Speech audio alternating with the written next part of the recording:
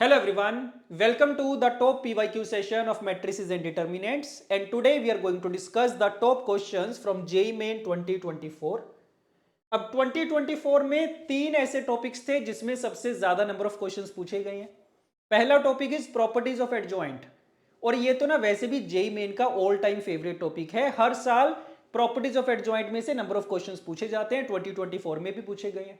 और वही दो तीन बेसिक सी प्रॉपर्टीज हैं, अगर मुझे वो आती हैं बड़े इजीली क्वेश्चन सोल्व हो जाते हैं। Yes, second topic was characteristic equation.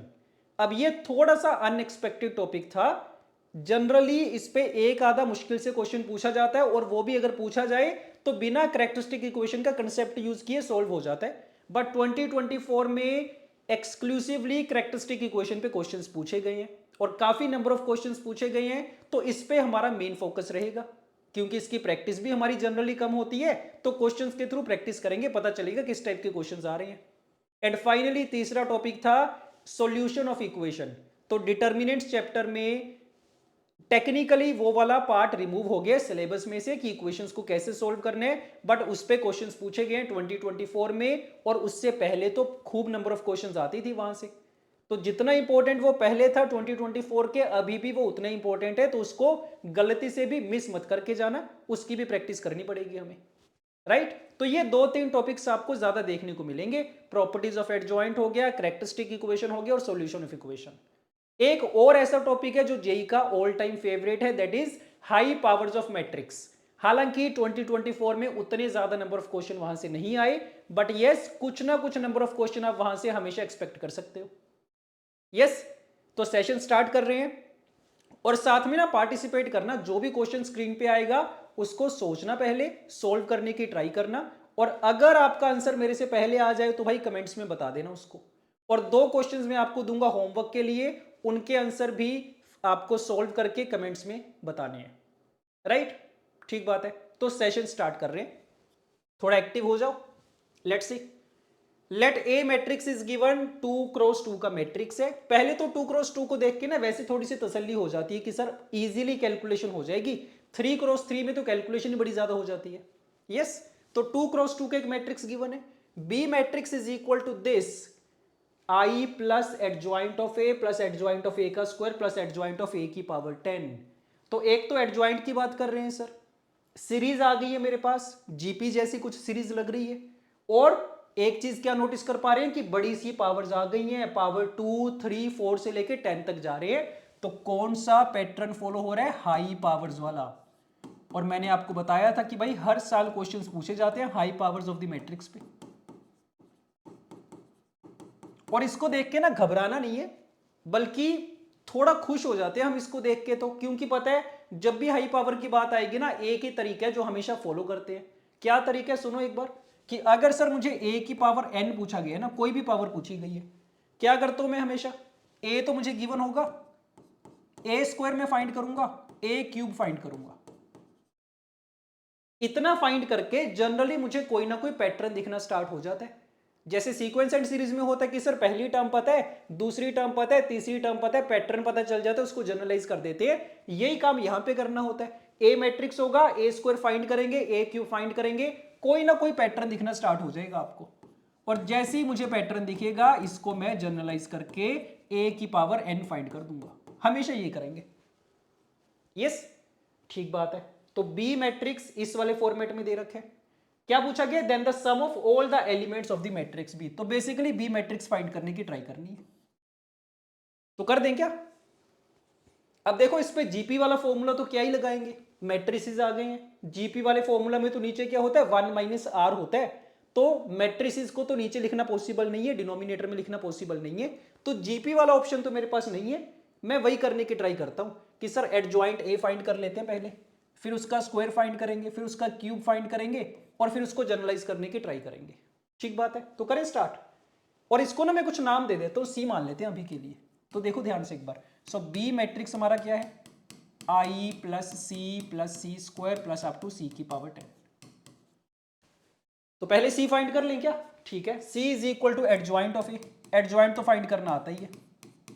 क्या डेफिनेशन होती है एडजॉइंट की? कि सर ए का ना को फैक्टर वाला जो मैट्रिक्स है वो लिखूंगा मैं, और इसका ट्रांसपोज लूंगा। ये डेफिनेशन होती है एडजॉइंट की। तो देखो एक तरीका तो ये है कि डेफिनेशन को फॉलो कर लूं मैं, बट वैसे भी मुझे पता होता है कि जब भी 2x2 का मैट्रिक्स आता है ना सर, उसको लिखने का शॉर्टकट होता है मेरे पास। सो 2x2 का एडजॉइंट कैसे लिखा जाता है, देखो क्या करना है, जो डायगोनल एंट्रीज है इनको इंटरचेंज कर दिया जाता है, तो 1 और 1 को इंटरचेंज कर देंगे, और जो नॉन डायगोनल एंट्रीज है इनको माइनस से मल्टीप्लाई कर दिया जाता है, तो -0 एंड -2, ये तरीका होता है, ये शॉर्टकट होता है। तो चाहो तो शॉर्टकट से कर लो, चाहे तो यहां से कर लो, एक ही बात है, टाइम तो उतना ही लगेगा, ज्यादा लगेगा नहीं। ठीक है, सी मैट्रिक्स आ गया। अब क्या करना है मुझे, सी स्क्वायर फाइंड करना है, सी क्यूब फाइंड करना है, पैटर्न आइडेंटिफाई करने की ट्राई करनी है, तो कर दो, सी स्क्वायर फाइंड कर दो जल्दी से, देखो क्या आएगा।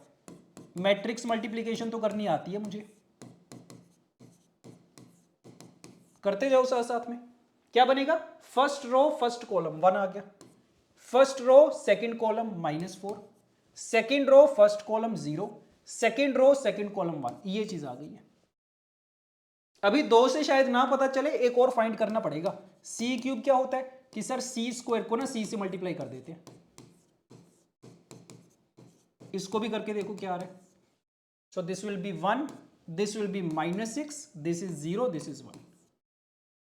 तीन चीजें फाइंड कर ली मैंने, सी स्क्वायर एंड सी क्यूब। देख के बताओ कुछ पैटर्न दिख रहा है क्या इनमें, जनरलाइज करने की सिचुएशन में है क्या हम, चेक करो। 1 वाला तो सर सब में सेम ही है, तो बात बन गई है। 0 वाला भी सब में सेम है, और ये जो 1 है ये भी सब में सेम है। बचा क्या, ये वाला नंबर बचा, -2, -4, -6, और इसका पैटर्न तो दिख ही रहा है कि सर सारे ना इवन नंबर्स चल रहे हैं, 2 के मल्टीपल चल रहे हैं नेगेटिव साइन के साथ। तो जब c की पावर 1 है -2 आ गया, पावर 2 है -4 आ गया, पावर 3 है -6 आ गया। जर्नलाइज कर सकता हूं मैं, c की पावर n में क्या रहा होगा, यहां पे तो 1 आएगा, यहां पे 0, यहां पे 1, और यहां पे माइनस का 2n आ जाएगा। देख पा रहे हो क्या, यही काम करना है बस। और ये वाला फॉर्मेट काफी ज्यादा कॉमन भी है, अगर तुम चाहो तो नेक्स्ट टाइम से याद रख लेना इसको। कौन सा फॉर्मेट है कि सर अगर कोई मैट्रिक्स है ना इस टाइप का 1 0 1 के टाइप का, यस ये 3 एलिमेंट्स 1 0 1 है, ये केवल है, तो इसका पैटर्न में याद रख सकता हूं नेक्स्ट टाइम से कि क्या होता है, a की पावर n बराबर यही होता है हमेशा। अगेन अगर मुझे ये वाला पैटर्न याद होगा तो मेरा ये वाला टाइम सेव हो जाएगा, डायरेक्टली मैं ये वाला स्टेप लिख पाऊंगा। तो जो भी एक्स्ट्रा चीजें आप याद रख सकते हो, जो भी रिजल्ट्स याद रख सकते हो, आपकी हेल्प करेंगे एग्जाम के अंदर। ठीक है, अब हो जाएगा मेरा क्वेश्चन। जैसे ही c की पावर n पता चल गया, अब मुझे b वाला मैट्रिक्स भी पता चल जाएगा, वैल्यूज पुट कर देता हूं मैं, देखो क्या आ गई। So this becomes b is equal to, put कर दें values, i is the identity matrix 1 0 0 1, then c matrix is there, then c square is there, up to कहां तक जाने, c की पावर 10, और c की पावर 10 मुझे पता है क्या होगा, ये होगा। तो यहां से I will get the b matrix. करो b मैट्रिक्स क्या आएगा, क्या करना है, सारे मैट्रिसेस को ऐड कर देने सर। और मैट्रिसेस को ऐड कैसे करते हैं, कोरस्पॉन्डिंग एलिमेंट्स को ऐड करा जाता है। तो 1 + 1 + 1 + 1 कितने बार हो जाएगा, कितनी टर्म्स है इसमें। अब यहां पे गलती होगी काफी लोगों की, बोल देंगे कि सर 10 टर्म्स है इसमें, बट नो 10 टर्म्स नहीं है, आइडेंटिटी भी तो है साथ में, तो 11 टर्म्स आर देयर। तो 1 1 1 कितनी बार ऐड होगा, 11 टाइम्स। 0 0 0 0 कितनी बार ऐड हो रहा है, जितनी बार मर्जी हो जाए 0 ही आएगा। ये वाला 1 भी 11 आ जाएगा। और ये चेक करो ध्यान से, 0 + -2 + -4 + अप टू -20, इन सबको ऐड करेंगे तो क्या होगा, -2 कॉमन आ जाएगा सर, और ब्रैकेट में आ जाएगा 1 + 2 + 3 + अप टू 10। तो sum of the first 10 natural numbers, formula पता है हमें, 10 × 11/2। ये आ चुके मेरे पास मैट्रिक्स भी, 11 -110 0 एंड 11। बी मैट्रिक्स आ गया। क्या पूछा गया था, सम ऑफ द एलिमेंट्स पूछा गया था, सम ऑफ द एलिमेंट्स के लिए ऐड कर दो इनको। तो 11 + 11 इज 22, सब्ट्रैक्ट करेंगे कितना आ गया, -88 आ गया, right. So option 3 would be correct. So मजेदार क्वेश्चन था। क्या सीखा हमने, एक तो ये वाली टाइप हमने सीख ली कि सर जब भी a की पावर n बड़ी सी पावर फाइंड करनी होगी, 2-3 पावर्स फाइंड करके जनरलाइज कर लेंगे उसको। और क्या सीखा हमने कि सर 2x2 का अगर मुझे एडजॉइंट फाइंड करना है, मेरे पास ये शॉर्टकट होता है। अगर मुझे ये याद है तो अगेन मैं थोड़ा सा टाइम सेव कर लूंगा शायद वहां से। और क्या सीखा, ये वाला पैटर्न सीखा कि जब भी ये आएगा, इस टाइप का मैट्रिक्स आएगा, उसकी पावर n हमेशा इस टाइप की होगी, यहां से भी मेरा टाइम सेव हो जाएगा। राइट, ठीक बात है। Okay fine, coming to the next question, let's see. If A is a square matrix of order 3 such that determinant of A is 3, ठीक बात है, and determinant of this, अब ऐसे क्वेश्चंस तो मुझे पता ही है, देखने को मिलेंगे ही मुझे हमेशा, प्रॉपर्टीज ऑफ एडजॉइंट के ऊपर बेस्ड है, तो इसका डिटर्मिनेंट फाइंड करने के लिए बोला गया। Yes, then m plus 2n is equal to, ठीक है। देखो जब भी इस टाइप का क्वेश्चन आएगा, डिटर्मिनेंट पूछा गया है, अंदर खूब सारे एडजॉइंट दे रखे हैं, इनवर्स दे दिए, कुछ कांस्टेंट नंबर्स दे रखे हैं, तो घबराना नहीं है। 2-3 प्रॉपर्टीज हैं जो मुझे याद रखनी है, उनसे मेरे सारे क्वेश्चन सॉल्व हो जाएंगे। यस, प्रॉपर्टीज क्या है, देखो सबसे बेसिक प्रॉपर्टी कि डिटर्मिनेंट ऑफ एडजॉइंट ऑफ ए क्या होता है, ये डिटर्मिनेंट ऑफ ए की पावर n-1। और कई बार डबल एडजॉइंट भी आ जाता है, वो भी देख ही लो हालांकि, determinant of double adjoint of A, तो अगर डबल आ गया तो क्या हो जाता है, n-1 की पावर 2 हो जाएगा। और अगर 3 बार आ गया, n-1 की पावर 3 हो जाएगा। तो इसको याद रख लेना कि सर जितनी बार एडजॉइंट होता है ना, उतनी पावर आ जाती है n-1 के ऊपर। और कई बार ऐसे क्वेश्चंस पूछे भी गए हैं 3 बार एडजॉइंट वाले, तो अगर मुझे डायरेक्ट रिजल्ट याद होगा, मेरा काम आसान हो जाएगा। तो एक तो ये प्रॉपर्टी है, एक ही प्रॉपर्टी बोल रहा हूं इसको मैं, इसको बोल देते हैं property A, property B, property C. Yes, second property क्या होती है, सेकंड प्रॉपर्टी इज कि determinant of k times A is equal to k की power n into determinant of A. अब ये एडजॉइंट की प्रॉपर्टी नहीं है, डिटर्मिनेंट की प्रॉपर्टी है, बट इसमें काफी लोग गलती करते हैं हमेशा कि भाई अगर यहां पे स्केलर नंबर है, इसको तुम्हें डिटर्मिनेंट के बाहर लेके आना है तो पावर n रेज करनी पड़ेगी। This is the second property. और तीसरी प्रॉपर्टी एक और लिख लेते हैं, हालांकि उतना ज्यादा नहीं पूछा जाता, that adjoint of A is equal to determinant of A की पावर n-2 इंटू ए। ये 3 प्रॉपर्टीज है अभी के लिए। यस, ठीक बात है। तो देखते हैं, क्वेश्चन रीड करते हैं। डिटर्मिनेंट ऑफ ए गिवन था मुझे, इसको सोल्व करना था। अब प्रॉपर्टी से सोल्व तो हो जाएगा, बट कैलकुलेशन एरर होने के चांसेस बड़े ज्यादा होते हैं ऐसे क्वेश्चन में, तो जितना हो सके स्टेप बाय स्टेप चलेंगे हम लोग। देखना ध्यान से क्या लिखा गया, डिटर्मिनेंट लिखा गया पहले तो किसका, इस पूरे अंदर वाले का सर। और डिटर्मिनेंट किसका पूछा गया, एडजॉइंट का। तो ध्यान देना, अभी के लिए इस सारे को अगर मैं कुछ मान लू ना, क्या मान ले, बी मान ले लेट अस से, तो क्या सिचुएशन है, determinant of adjoint of B. और मुझे प्रॉपर्टी पता है, किसी भी एडजॉइंट का डिटर्मिनेंट किसके बराबर होता है, डिटर्मिनेंट ऑफ बी की पावर n-1। n कितना है यहाँ पे, 3 के बराबर है। तो पहला स्टेप तो क्या आ जाएगा कि सर इसकी वैल्यू क्या हो जाएगी ना, डिटर्मिनेंट ऑफ बी की पावर 3-1 2 हो जाएगी। ये हो गया, ठीक बात है। अब बी की वैल्यू क्या है, ये है सारी। यस, तो इसको क्या लिखें, एक काम और करते हैं कि सर जो एडजॉइंट के अंदर वाली चीज है ना, देखते जाना, सारी चीज अगर मैं बार बार लिखूंगा उसी में मेरा टाइम चला जाएगा। इसको मैंने सी मान लिया। अब ये बी जो लिखा गया है क्या चीज है ना, ये एक्चुअल में दिस इज -4 एडजॉइंट ऑफ सी, ये चीज है, ठीक बात है। अब इसके बाद नेक्स्ट स्टेप बताओ क्या आएगा, क्या सिचुएशन है कि सर ये स्केलर नंबर है, ये मैट्रिक्स है, तो क्या करना होता है, जब भी अंदर स्केलर नंबर आए उसको बाहर लेके आने डिटर्मिनेंट के, तो पावर n रेज हो जाएगी। तो क्या बनेगा ये, -4 की power 3 into determinant of adjoint of C. इस सारे की होल पावर कितनी चल रही है, 2 चल रही है।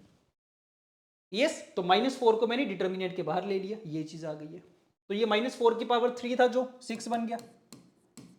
अब ये डिटर्मिनेंट ऑफ एडजॉइंट ऑफ सी, फिर से सेम प्रॉपर्टी आ गई सर, एडजॉइंट का डिटर्मिनेंट क्या हो जाएगा, ये डिटर्मिनेंट ऑफ सी की पावर n-1 मतलब 2 हो जाएगा, और एक 2 ऑलरेडी है तो पावर 4 हो गया।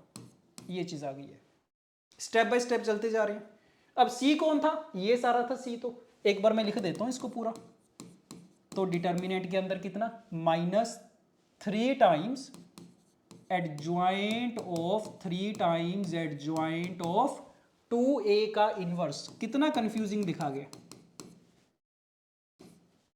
तो कंफ्यूजन में ही गलती होगी जो भी होगी, अदरवाइज तो आसान ही है। तो ये c की वैल्यू थी, इसकी पावर 4 चल रही है। ठीक बात है। अब फिर से तुम नोटिस करोगे सेम सिचुएशन है सर, डिटर्मिनेंट है, अंदर एक स्केलर नंबर है, एक मैट्रिक्स है। स्केलर नंबर को मैं बाहर लेके आऊंगा तो पावर 3 रेज करना पड़ेगा, बट एक पावर 4 ऑलरेडी है, तो पावर टोटल कितनी हो जाएगी, 3 इंटू 4 12 हो जाएगी। और फिर से क्या आ गया, डिटर्मिनेंट के अंदर एडजॉइंट आ गया, तो क्या करना पड़ेगा कि सर जिसका एडजॉइंट लिया गया ना उसका डिटर्मिनेंट पावर n-1, तो क्या बन गया ये, determinant of 3 times adjoint of 2a का इनवर्स, इसकी पावर n-1 करेंगे तो 2 आ गया, एक पावर 4 ऑलरेडी थी तो 8 बन गया। ये क्या ही मजाक चल रहा है सर, बार बार सेम ही चीज हो रही है। फिर से वही काम हो गया, एक स्केलर नंबर है, एक मैट्रिक्स है। स्केलर नंबर को बाहर लेके आऊंगा, 3 की पावर 3 बनेगा, एक पावर 8 ऑलरेडी थी, कितना बन गया ये, तो 3 की पावर 24 बन गया, इनटू डिटर्मिनेंट ऑफ एडजॉइंट बन गया। फिर से क्या होगा, इसका पूरा डिटर्मिनेंट पावर n-1, तो determinant of this power n-1, n-1 का मतलब 2 और एक 8 ऑलरेडी था, 16 हो गया ये। ठीक बात है। और सिंप्लीफाई करते हैं। अब देखो यहां पे एक नई सी सिचुएशन आ गई है, डिटर्मिनेंट के अंदर इनवर्स आ गया, तो ये भी प्रॉपर्टी पता होनी चाहिए, लिख लो यहां पे क्या प्रॉपर्टी है कि sir determinant of A inverse क्या होता है ना, 1 अपॉन डिटर्मिनेंट ऑफ ए। तो इस पे ये वाली प्रॉपर्टी लगाऊंगा मैं। क्या बन गया अभी तक, 4 की पावर 6, 3 की पावर 36, ये क्या बनेगा 1 अपॉन डिटर्मिनेंट ऑफ 2a। जो इनवर्स वाला पार्ट था वो डिनोमिनेटर में चला गया, और इस सारे की पावर कितनी चल रही है, 16 चल रही है। यहां तक आ गए। यस, नेक्स्ट स्टेप में क्या होगा देख लो, तो दिस विल बिकम कितना, 4 की पावर 6, 3 की पावर 36 इनटू डिनोमिनेटर में स्केलर नंबर है सर, मैट्रिक्स है, स्केलर नंबर को बाहर लेके आऊंगा, पावर 3 करनी पड़ेगी, और एक 16 ऑलरेडी है, तो पावर कितना हो गया, 3 इंटू 16 48 हो गया। और साथ में डिटर्मिनेंट ऑफ ए की पावर 16, डिटर्मिनेंट ए कितना था, 3 के बराबर था, तो 3 की पावर 16 ये आ गया शायद, ये चेक कर लो। यस, थोड़ा सिंप्लीफाई करें, कितना बना, किसकी पावर में चाहिए था, 2 की पावर में और 3 की पावर में, तो ये तो है हमारा 2 की पावर 12 है ये, सो 2 की पावर -36 हो गया, और 3 की पावर हो गया 20, ऐसा आ गया शायद। That means m is equal to -36 and n is equal to 20। Match कर लो, सही आ रहा है क्या। पूछा क्या गया था m + 2n की वैल्यू, अगर मेरा ऑप्शन मैच करेगा तो थोड़ा कॉन्फिडेंस आ जाएगा कि सही करा होगा। 4 आ रही है value, yes, so option 4 would be correct, सही बात है, राइट। अब ये ना एक ऐसा क्वेश्चन है जो ऑलमोस्ट सबको करना आता होता है, प्रॉपर्टी सबको पता होती है, बट फिर भी काफी लोग इसको गलत करके आते हैं, क्योंकि इतने सारे स्टेप्स हैं, कहीं ना कहीं कोई पावर में गड़बड़ हो जाती है। यस, तो थोड़ा ध्यान से करने वाला क्वेश्चन है, एरर होने के चांसेस इसमें ज्यादा हैं। ओके, तो होपफुली ये चीज क्लियर है। और ऐसा एक क्वेश्चन मैं आपको और दे रहा हूं होमवर्क के लिए, चेक करो। Let A and B are 2 square matrices of order 3 such that दोनों का डिटर्मिनेंट गिवन है। पूछा क्या गया, इसका डिटर्मिनेंट पूछा गया। तो सिमिलर सा क्वेश्चन है जो हमने पिछला करा था। यस, बस इसमें एक्स्ट्रा चीज क्या आ गई, ए ट्रांसपोज भी आ गया। एक तो ये एक्स्ट्रा चीज आ गई, दूसरी एक्स्ट्रा चीज क्या आ गई कि सर डिटर्मिनेंट के अंदर ना इतने सारे मैट्रिसेस है मल्टीप्लाई में, 1 2 3 और 4 और 5।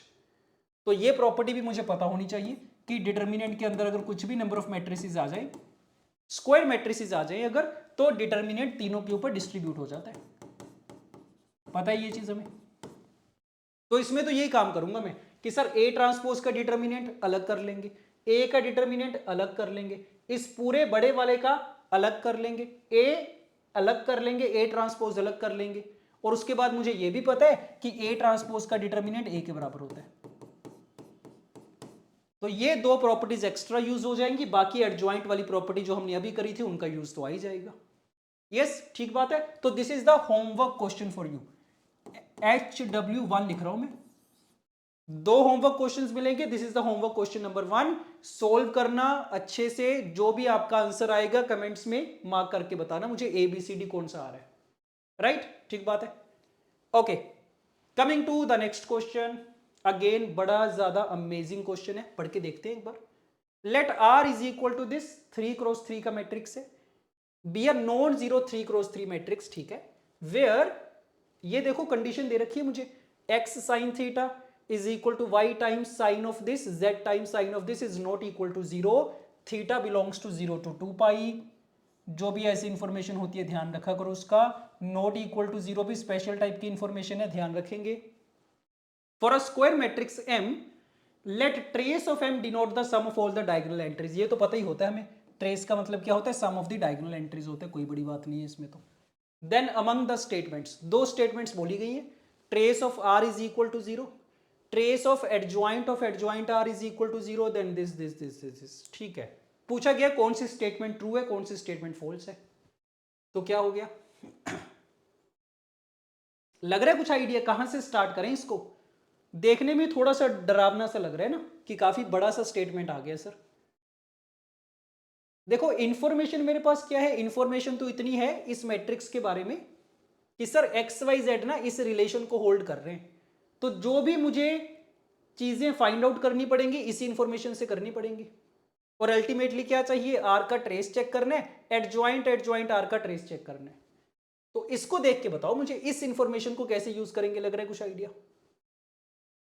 x sine theta, y sine theta plus 2π/3, z sine theta plus 4π/3, again कि सर ये तो ना देखी देखी चीज लग रही है, क्या एक साइन थीटा वाली टर्म है, एक sine theta plus 2π/3, sine theta plus 4π/3, कुछ याद आ रहा है ट्रिग्नोमेट्री में से, नहीं आ रहा तो आना चाहिए।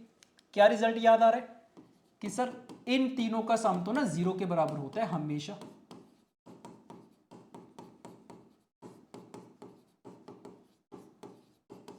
अगेन मैं वही चीज बोलूंगा कि ये जो छोटे छोटे साइड रिजल्ट्स होते हैं ना, जितने अगर मुझे याद होंगे मेरा काम उतना आसान हो जाएगा क्वेश्चन सॉल्विंग के अंदर, इन तीनों का रिजल्ट हमेशा 0 होगा, याद रखा करो, ट्रिग्नोमेट्री का बड़ा ज्यादा कॉमन सा रिजल्ट है।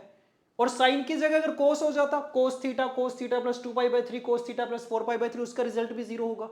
कैसे पता चलेगा सर, चाहो तो प्रूव करके देख सकते हो, साइन ए प्लस बी लगाना, ओपन कर देना, साइन ए प्लस बी लगाना, ओपन कर देना, प्रूव हो जाएगा बड़े इजीली, राइट? तो ठीक है, ये रिजल्ट मुझे पता है। और एक चीज मैं नोटिस कर पाता हूं हमेशा कि सर जब भी तीन क्वांटिटीज आपस में बराबर दे रखी होती है ना, हम क्या करते हैं हमेशा उसको इक्वल टू के मान लेते होते हैं, तो इन सबको अगर इक्वल टू के मान लो तो पता चल रहा है कि साइन थीटा की वैल्यू क्या लिखी जा सकती है, k/x, sine theta plus 2π/3 k/y, sine theta plus 4π/3 k/z। तो जो जो समझ में आ रहा है अभी तो लिखते जा रहे हैं, कुछ ज्यादा दिमाग नहीं लगा रहे, k/x, k/y, k/z is equal to 0। Yes, ठीक बात है।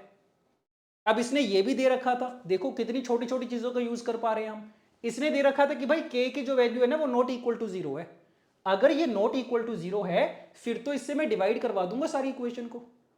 यस, तो क्या बना मेरे पास, so we are getting 1/x plus 1/y plus 1/z is equal to 0। इतनी इंफॉर्मेशन तो मैंने यहां से देख ली, अभी कुछ ज्यादा आइडिया नहीं लग रहा कि इसका कैसे यूज करना है, अब इसको यहां पे छोड़ देते हैं, इतना समझ में आया था मुझे। अब स्टेटमेंट्स पे चलते हैं, कौन कौन से स्टेटमेंट्स थे। पहली स्टेटमेंट पूछी गई है ट्रेस ऑफ आर, देख के बताओ ट्रेस ऑफ आर क्या होगा, sum of the diagonal entries x plus y plus z. अच्छा, तो ये पूछा गया कि भाई x plus y plus z की वैल्यू 0 के बराबर है कि नहीं है, चेक करके बताओ क्या लग रहा है आपको। तो नहीं sir, x plus y plus z तो 0 नहीं है, हमारे पास तो ना रेसिप्रोकल्स का सम 0 आ रहा है, या फिर इसको ऐसे बोल दो कि अगर मैं इसका एलसीएम भी ले लूंगा क्या आएगा, x y plus y z plus z x equal to 0। तो इसकी वैल्यू तो 0 आ रही है बट इसकी वैल्यू तो 0 नहीं आ रही, तो क्या ये बोल दे कि पहली स्टेटमेंट गलत है, तो नहीं, ये भी बोलना सही नहीं है, क्या पता ये भी 0 आ जाए ये भी 0 आ जाए, दोनों ही 0 हो जाए, वो तो मुझे पता ही नहीं है अभी। तो सोच के बताओ किसी तरीके से इसकी वैल्यू चेक करी जा सकती है क्या कि ये 0 है कि नहीं है, और ये तो मेरे पास रिलेशन है ही है, तो फिर से ऑटोमेटिकली हिंट मिल गया मुझे कि सर इन दोनों में तो ना रिलेशन होता है मेरे पास स्क्वायर वाला। अगर मैं स्क्वायरिंग कर दूं x plus y plus z की तो क्या रिलेशन होता है, x square plus y square plus z square plus 2 times x y plus y z plus z x. यहां से देखते हैं अगर कुछ बनेगा तो इसकी वैल्यू सारी जीरो हो गई है। तो ये पूरी चीज किसके बराबर आ गई, x square plus y square plus z square. तो पता चल गया सर कि अगर x plus y plus z को जीरो होना है, if x plus y plus z equal to zero, तो क्या होना पड़ेगा, इन तीनों के स्क्वायर का सम भी जीरो होना पड़ेगा। और तीन रियल नंबर के स्क्वायर्स का सम जीरो होने का मतलब ही क्या है कि तीनों को जीरो होना पड़ेगा, x भी जीरो, y भी जीरो, z भी जीरो। अब ये देख लेते हैं ये पॉसिबल है क्या तीनों का जीरो होना, क्योंकि उसी केस में इसकी वैल्यू जीरो आ सकती है, अदरवाइज तो आ ही नहीं सकती। तो चेक करो, x को जीरो रख दें, y को जीरो रख दें, z को जीरो रख दें, उसमें कोई दिक्कत तो नहीं है, दिक्कत ही दिक्कत है सर। अगर x y z को जीरो जीरो जीरो कर दिया तो हमारा r वाला मैट्रिक्स कैसा बन जाएगा, जीरो मैट्रिक्स बन जाएगा फिर तो। बट इसने तो हमें दे रखा है सीधे सीधे कि R तो नॉन जीरो मैट्रिक्स है, दैट मीन्स क्या आ गया, कॉन्ट्राडिक्शन आ गई है। Yes, so this is clearly a contradiction. और कॉन्ट्राडिक्शन आने का मतलब कि ये वाली स्टेटमेंट तो पॉसिबल ही नहीं है ट्रू होना, तो ऑप्शन नंबर 1 इज गलत, statement number 1 is not correct. सही बात है, ठीक है। Coming to the statement number 2, trace of adjoint R. अब ये भी देखी देखी चीज लग रही है कि सर जो हमने प्रॉपर्टीज लिखी थी ना 3-4 एडजॉइंट वाली, उसमें इसकी भी प्रॉपर्टी थी। क्या प्रॉपर्टी थी कि एडजॉइंट ऑफ एडजॉइंट आर क्या होता है, डिटर्मिनेंट ऑफ आर की पावर n-2 इंटू आर, ये होता है। तो इसका ट्रेस फाइंड आउट करके देखते हैं। सो ट्रेस ऑफ दिस कितना हो जाएगा, ये n की वैल्यू कितनी है, n की वैल्यू 3 के बराबर है, तो ये determinant of R into R हो गया। ये चीज फाइंड आउट करनी है। ये इसने जीरो दे रखी है कि अगर इसकी वैल्यू जीरो हो गई तो आर में एग्जैक्टली एक नॉन जीरो एंट्री होगी। ये देख लेते हैं अभी क्या मतलब है इसका, इसको सिंप्लीफाई करके देखो। अब देखो एक प्रॉपर्टी का और यूज होगा क्या, कि ये तो ना सर स्केलर नंबर है और ये मैट्रिक्स है, तो ट्रेस की भी तो प्रॉपर्टी होती है ना कि trace of k times a is equal to k times trace of a। तो जो स्केलर नंबर होता है मल्टीप्लाई के अंदर, उसको ट्रेस के बाहर लेके आया जा सकता है। तो प्रॉपर्टी लगाऊंगा मैं, क्या बनेगा ये, determinant of r times trace of r। ये इसने दे रखे जीरो के बराबर है। अब सोच के देखो, अगर trace of r into determinant of r equal to zero है, इसका मतलब क्या है, या तो डिटर्मिनेंट r की वैल्यू जीरो होगी या फिर ट्रेस ऑफ r जीरो होगा। और ट्रेस ऑफ r तो जीरो हो नहीं सकता, मैंने पहले ही प्रूव कर दिया स्टेटमेंट नंबर 1 में, तो ये तो पॉसिबल नहीं है। मतलब रिजल्ट क्या आ गया, determinant of r equal to zero होना पड़ेगा। अब डिटर्मिनेंट ऑफ r क्या था, यहां से पता चल रहा है x into y into z है sir. So we are getting x into y into z equal to zero. सही बात है। और अगर x into y into z बराबर जीरो है, इसका मतलब या तो x की वैल्यू जीरो, या y की वैल्यू जीरो, या z की वैल्यू जीरो। तीनों में से कम एक चीज तो जीरो होगी। और इसने क्या लिखा था, R has exactly one non zero entry. तो क्या ये चीज बोलना सही है कि एग्जैक्टली एक ही नॉन जीरो चीज होगी, बाकी दोनों जीरो हो जाएंगे। सही बात है क्या, यहां से ऐसे कुछ बोल पा रही है, तो पहली बात तो बोल ही नहीं पाएंगे सर, पॉसिबल ही नहीं है ये। क्यों, क्योंकि तीनों पे ना सेम ही कंडीशन तो चल रही है कि x जीरो होगा या y जीरो होगा या z जीरो होगा। तो ये तो बोलना ही गलत है कि भाई एग्जैक्टली एक चीज जीरो होगी, बाकी दोनों नॉन जीरो होंगे। ये चीज रिलेट कर पा रहे हो क्या, समझ पा रहे हो क्या। इसने सिर्फ एक चीज पे कंडीशन लगा दी कि भाई एग्जैक्टली एक ही चीज नॉन जीरो होगी, बट मैं बोल रहा हूं कि जो भी चल रहा है सारा कुछ सिमेट्रिक चल रहा है ना, जो x के लिए हो रहा है वही y के लिए हो रहा है, वही z के लिए हो रहा है। तो किसी एक की कुछ स्पेशल वैल्यू कैसे आ सकती है कि एक की वैल्यू तो भाई नॉन जीरो आ गई है, बाकी दोनों की जीरो आ गई है। तो ये तो देखने से गलत लग रहा है। और वैसे भी तुम थोड़ा सा सोच के देखो, अगर x की वैल्यू जीरो हो गई मान लो, तो यहां पे क्या लिखा गया था कि सर ये जो सारी स्टेटमेंट है ना, इसकी वैल्यू क्या चाहिए, नॉट इक्वल टू जीरो। तो अगर तुमने x को जीरो कर दिया तो इसका मतलब तो ये पूरी चीज ही जीरो बन जाएगी, नहीं? तो फिर से कॉन्ट्राडिक्शन आ गई है, इसने नॉट इक्वल टू जीरो बोला था। सिमिलरली अगर मैंने y को जीरो कर दिया, ये पूरी चीज क्या बन जाएगी, जीरो बन जाएगी। फिर से कॉन्ट्राडिक्शन आ गई। अगर z को जीरो कर दिया, फिर से पूरी चीज जीरो बन जाएगी। तो इसका मतलब तीनों में से किसी का भी जीरो होना पॉसिबल नहीं है। Again there is a contradiction. तो option number 2, statement number 2 is also incorrect. सही बात है क्या? तो था ना मजेदार क्वेश्चन, दोनों स्टेटमेंट्स आर इनकरेक्ट का मतलब ऑप्शन 3 आपका करेक्ट आ जाएगा। ओके, और अगर मैंने पहले थोड़ा सा ध्यान से देखा होता ना स्टेटमेंट नंबर 2 को, तो फिर तो मुझे ये पूरा सोल्व करने की भी ना जरूरत पड़ती। अगर मैंने पहले ही देख लिया होता कि भाई बंदा ये बोल रहा है कि एग्जैक्टली एक नॉन जीरो चीज होनी चाहिए, तो एग्जैक्टली एक नॉन जीरो का मतलब दो एंट्रीज कैसी होनी चाहिए, जीरो होनी चाहिए। तो ये तो मुझे पहले ही पता चल जाना था कि ये तो ट्रू हो ही नहीं सकता, क्योंकि कोई भी एक एंट्री जीरो होना पॉसिबल ही नहीं है। यस, ठीक बात है। Okay, done. अब ये वाला क्वेश्चन थोड़ा सा कंफ्यूजिंग हो सकता है पहली बार करने के लिए, बट अगेन अगर किसी को डाउट लग रहा है तो इसको दोबारा ट्राई करके देखना। अगर किसी स्टेप में कोई डाउट होगा, कंफ्यूजन होगी, तो कमेंट्स में बताना। Yes, okay, coming to the next question. Let A be a 2x2 real matrix and I is the identity matrix of order 2, ठीक है। If the roots of the equation is -1 and 3, ये हमारे काम की चीज आई है। लग रहा है देख के आइडिया क्या मतलब है इस इक्वेशन का? तो सर यही तो है कैरेक्टरिस्टिक इक्वेशन जिसकी बात कर रहे थे हम। यस, तो कैरेक्टरिस्टिक इक्वेशन के रूट्स दे रखे हैं मुझे -1 एंड 3, ठीक है, अभी डिस्कस करते हैं। देन पूछा क्या गया, sum of the diagonal elements of the matrix A square. A square का sum of the diagonal elements पूछा गया, मतलब indirectly trace of A square पूछा गया हमसे। This is the target. ठीक बात है। अच्छा, तो ठीक है, हो जाना चाहिए। देखो कैरेक्टरिस्टिक इक्वेशन का ना कंसेप्ट देख लेते हैं एक बार जल्दी से, क्या होता है। So what is the characteristic equation? अब काफी लोगों ने ये चीज नहीं पढ़ रखी होती, तो एक बार देख लेते हैं, रिवाइज कर लेते हैं। अगर किसी ने नहीं पढ़ रखा वो सीख लेना। देखो होता क्या है ना, अगर मेरे पास कोई स्क्वायर मैट्रिक्स है ए, तो इसकी कैरेक्टरिस्टिक इक्वेशन क्या होती है, determinant of A minus x I is equal to 0। This equation is called the characteristic equation. Simply जो चीज इसने दे रखी है वही है इसकी डेफिनेशन, कि मैंने क्या करा, ए वाले मैट्रिक्स में से x इंटू आई वाला मैट्रिक्स सब्ट्रैक्ट कर दिया। x is a scalar number, i is the identity matrix, और इसके डिटर्मिनेंट को इक्वल टू 0 कर दिया। इसको सोल्व करके जो भी मेरे पास इक्वेशन आएगी ना, उसको कैरेक्टरिस्टिक इक्वेशन बोल देते हैं। और सोल्व करके हमेशा पॉलिनोमियल इक्वेशन आती है।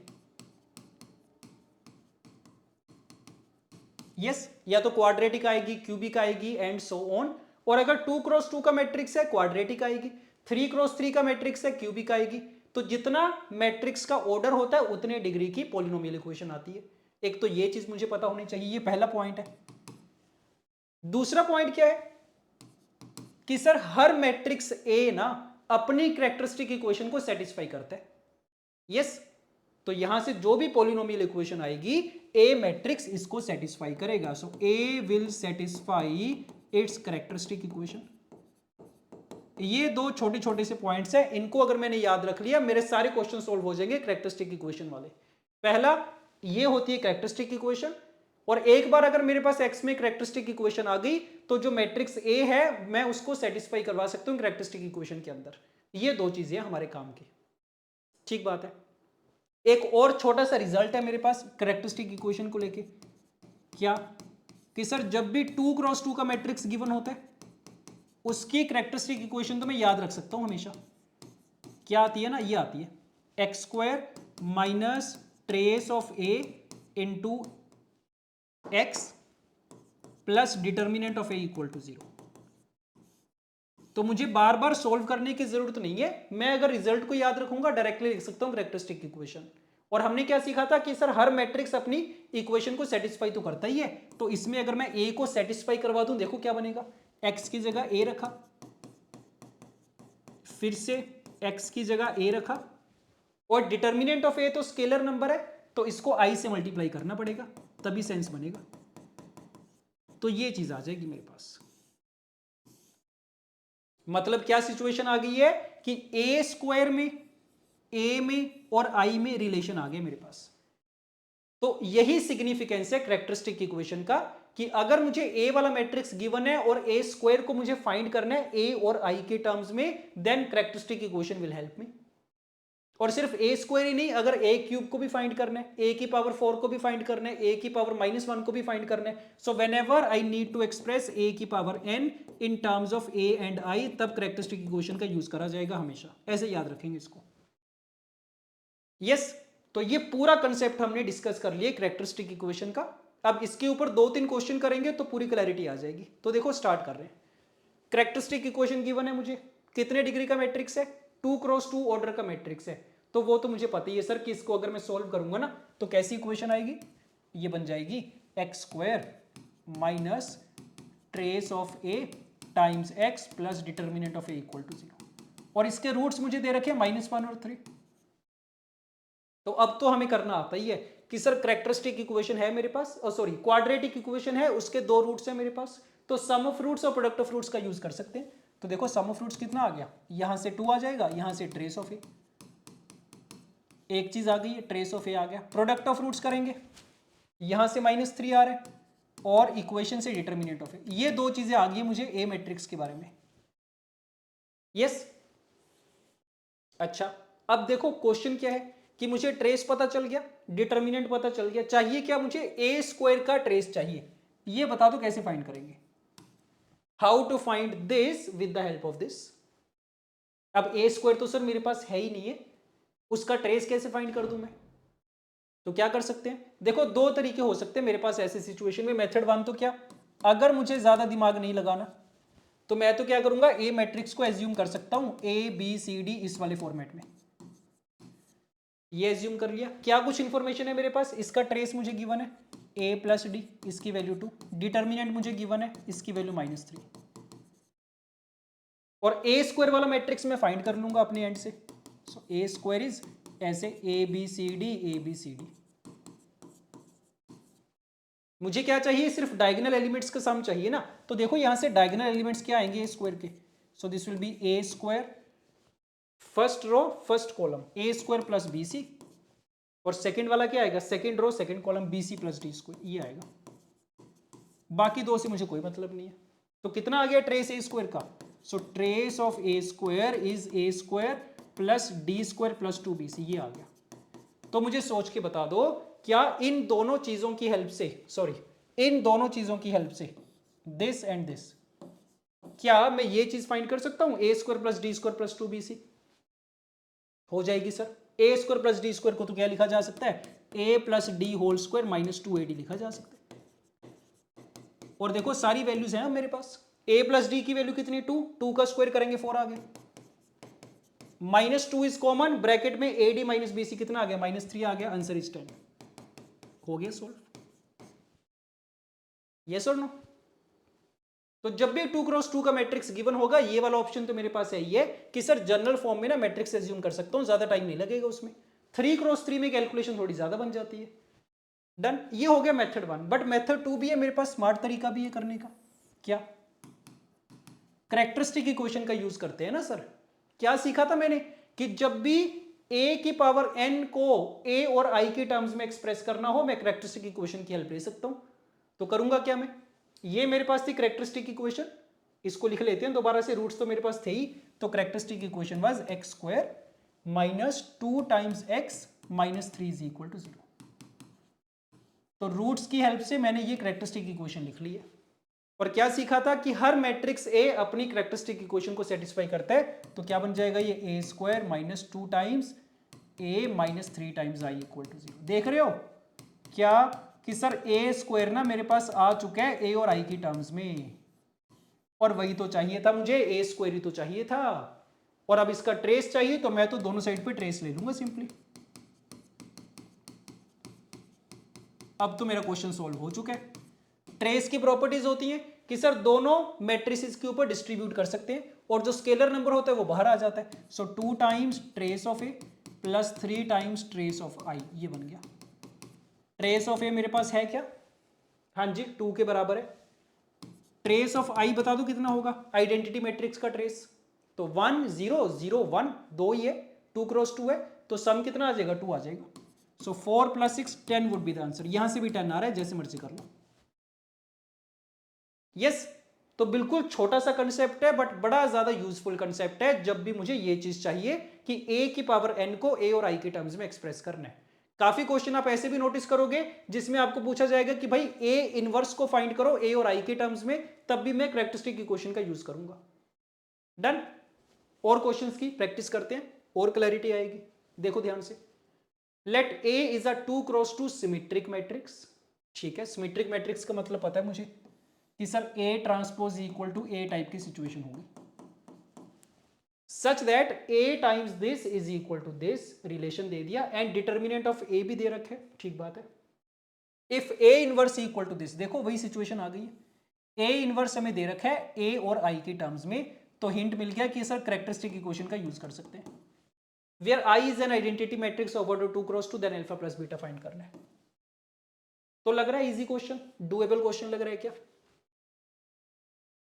क्या करा जाए कि सर ए मैट्रिक्स फाइंड कर लिया ना अगर मैंने किसी तरीके से, तो फिर मैं क्या करूंगा, फिर ये वाली चीज तो फाइंड कर ही लूंगा, अल्फा और बीटा तो फाइंड कर ही लूंगा। तो ए मैट्रिक्स बता दो कैसे फाइंड करेंगे with the help of this information. क्या करें, A transpose is equal to A का यूज कर सकते हैं कि किसी तरीके से, क्या मैं दोनों साइड पे ट्रांसपोज ले लूं, इसमें इसका भी ट्रांसपोज इसका भी ट्रांसपोज, उससे कुछ फायदा होगा क्या? नहीं, उससे तो नहीं लग रहा सर कुछ बात बनेगी ट्रांसपोज लेने से। तो एक काम ये करते हैं कि 2x2 का मैट्रिक्स तो है ये, मैं क्या करता हूं ना जनरल फॉर्म में एज्यूम कर लेता हूं मैट्रिक्स ए को। तो देखो कैसा मैट्रिक्स होगा, सिमेट्रिक मैट्रिक्स कैसा होता है देखने में, ये अगर ए है ये बी है ये सी, तो ये भी सी होगा। तो 2x2 का मैट्रिक्स है, सिमेट्रिक मैट्रिक्स है, सी और सी हमने सेम कर दिया, तो ये हमने एज्यूम कर लिया। अब यहाँ पे वैल्यूज पुट कर देते हैं, अब तो कुछ ज्यादा सोचना ही नहीं है, हो जाना चाहिए, अब तो कर दो। सो ए इंटू 1,1 करना है हमें, चेक करो। So A into 1,1 is equal to 3,7, multiply करके इक्वेट कर देंगे ना एलिमेंट्स को। तो पहला एलिमेंट क्या आएगा, first row first column, a plus C 3 के बराबर आ गया, then c plus B this is equal to 7, ये दो चीजें आ गई हैं, a प्लस सी आ गया b प्लस सी आ गया। और भी कोई इंफॉर्मेशन है क्या? एक इक्वेशन और चाहिए सर, क्योंकि ना 3 वेरिएबल है। तो हाँ जी, डिटर्मिनेंट भी गिवन है, तो डिटर्मिनेंट देख लो क्या आएगा, A B minus C square आएगा, this is equal to 1। 3 equation है, 3 वेरिएबल है, सोल्व कर लेंगे, ए बी सी की वैल्यूज आ जाएंगी, पूरे का पूरा मैट्रिक्स ए आ जाएगा। एक बार अगर मैट्रिक्स ए आ गया तो ये तो मैं कैरेक्टरिस्टिक इक्वेशन से फाइंड कर लूंगा। तो करो जल्दी से करते हैं इसको, क्या करें, वेरिएबल्स की एलिमिनेशन कर देते हैं ना। देखो एक काम कर रहा हूं मैं, इन दोनों इक्वेशंस को सब्ट्रैक्ट कर रहा हूं, तो क्या मिलेगा मुझे, b minus a is equal to 4, ये बन गया। और अब यहां से भी एक काम और करते हैं कि सर सब कुछ c की टर्म्स में फाइंड कर लेते हैं। a की वैल्यू कितनी आएगी, 3 माइनस सी, b की वैल्यू कितनी आएगी, 7 माइनस सी स्क्वायर, ये ज्यादा बढ़िया तरीका लग रहा है। So 21 minus 10c is equal to 1, c की वैल्यू 2 आ गई है, बस बढ़िया, फिर तो इसकी भी जरूरत नहीं पड़ी फिर तो मुझे। यस, c की वैल्यू अगर 2 आ गई, यहां पे रख दूंगा, a की वैल्यू कितनी आ गई है, 1 आ गई है, और b कितना आ जाएगा, b is equal to 5। So now we know the matrix A, matrix A क्या आ गया, वैल्यूज पुट कर देंगे, a b, so 1 5 2 and 2, this is the matrix A. Yes, अब बता दो अल्फा और बीटा कैसे फाइंड करेंगे। दो तरीके हो सकते हैं, क्या कि सर मैं प्रॉपर तरीके से करूंगा, पहले मैं ए इनवर्स फाइंड करूंगा, find A inverse, then find alpha A plus beta I, दोनों को इक्वेट करेंगे, कॉरस्पॉन्डिंग एलिमेंट्स को इक्वेट कर देंगे, अल्फा बीटा की वैल्यू आ जाएगी। एक तो ये तरीका हो गया, बट मैं हमेशा कैरेक्टरिस्टिक इक्वेशन वाला तरीका फॉलो करता हूं जब भी ऐसा क्वेश्चन आता है। तो मेथड 2 क्या है, कैरेक्टरिस्टिक इक्वेशन का यूज करो। देखो याद है आपको क्या थी कैरेक्टरिस्टिक इक्वेशन, टेल मी, क्या सीखा था हमने कि सर 2x2 का जो मैट्रिक्स होता है उसकी कैरेक्टरिस्टिक इक्वेशन क्या होती है ना, x square minus trace of A times x plus determinant of A equal to 0। Trace और डिटर्मिनेंट पता है क्या मुझे, हाँ जी पता है, ट्रेस 6 के बराबर है, डिटर्मिनेंट कितने 6 माइनस 4 2 के बराबर है, तो वैल्यूज पुट कर देते हैं, trace is 6 and determinant is 1, 5 minus 4 is 1, ये आ गई मेरे पास कैरेक्टरिस्टिक इक्वेशन, और हर मैट्रिक्स अपनी कैरेक्टरिस्टिक इक्वेशन को सेटिस्फाई करता है। एक्स की जगह ए पुट कर देंगे, कांस्टेंट नंबर है तो आइडेंटिटी लिखना पड़ेगा, ये चीज आ गई है। तो देखो मेरे पास ए स्क्वायर की वैल्यू आ गई है ए और आई के टर्म्स में। क्या करें अब, ए इनवर्स कैसे लेके आए, एक काम कर देते हैं सर, मल्टीप्लाई कर देते हैं दोनों तरफ ए इनवर्स से। So multiply both sides by A inverse, कितना बनेगा चेक करो, ए स्क्वायर इंटू ए इनवर्स तो ए बन गया, ये आई बन गया, ये ए इनवर्स बन गया, बस हो गया काम। सो ए इनवर्स की वैल्यू आ चुकी है 6 into I minus A, comparison कर दो, अल्फा और बीटा आ गया मेरे पास। Yes, so alpha is -1 and beta is 6, -1 + 6 is equal to 5, so 5 would be the answer. तो मजेदार क्वेश्चन था। एक चीज मैंने ये सीख ली कि जब भी 2x2 का मैट्रिक्स आएगा, अगर कुछ नहीं समझ में आ रहा तो ये वाला काम तो मैं कर ही दूंगा, जनरल फॉर्म में मैट्रिक्स को एज्यूम कर लूंगा, कंडीशंस लगाते जाएंगे, सारे अननोन्स आ जाएंगे मेरे पास। और जब भी ए इनवर्स को अल्फा सॉरी ए और आई के टर्म्स में एक्सप्रेस करना होगा, I will always use the characteristic equation. Okay done, ठीक है। Coming to the next question, पढ़ के देखो स्टेटमेंट। अब क्वेश्चन की स्टेटमेंट पढ़ो और मुझे देख के बताओ कुछ आइडिया लग रहा है कि कहां से स्टार्ट करें इसको, कुछ हिंट मिल रहा है क्या। अगेन 2x2 का मैट्रिक्स है, ए भी 2x2 का मैट्रिक्स है, ये रिलेशन दे रखे हैं दोनों के बीच में। अच्छा इक्वेशंस टाइप की सिचुएशन आ गई है, एक इक्वेशन ये दे रखी है, दूसरी इक्वेशन ये, ठीक बात है। एंड एक तीसरी इक्वेशन दे रखी है ये, इसको देख के क्या फीलिंग आ रही है कि सर ये तो ना क्वाड्रेटिक जैसी लग रही है सी स्क्वायर के अंदर। नहीं, अगर क्वाड्रेटिक में ऐसा क्वेश्चन आया होता, क्या करते हैं कि सर सी स्क्वायर को टी मान लेते हैं, कुछ मान लेते हैं, तो टी में क्वाड्रेटिक बन जाएगी। ऐसे ही अगर मेरा मन करेगा इसमें मैं सी स्क्वायर को कुछ मान सकता हूं, डी मैट्रिक्स ई मैट्रिक्स ऐसा कुछ मान लेंगे तो उसमें क्वाड्रेटिक बन जाएगी ये। और सिर्फ क्वाड्रेटिक सोच के मत छोड़ दिया करो, क्वाड्रेटिक का मतलब मेरे दिमाग में क्या आना चाहिए कि सर पॉलिनोमियल इक्वेशन है।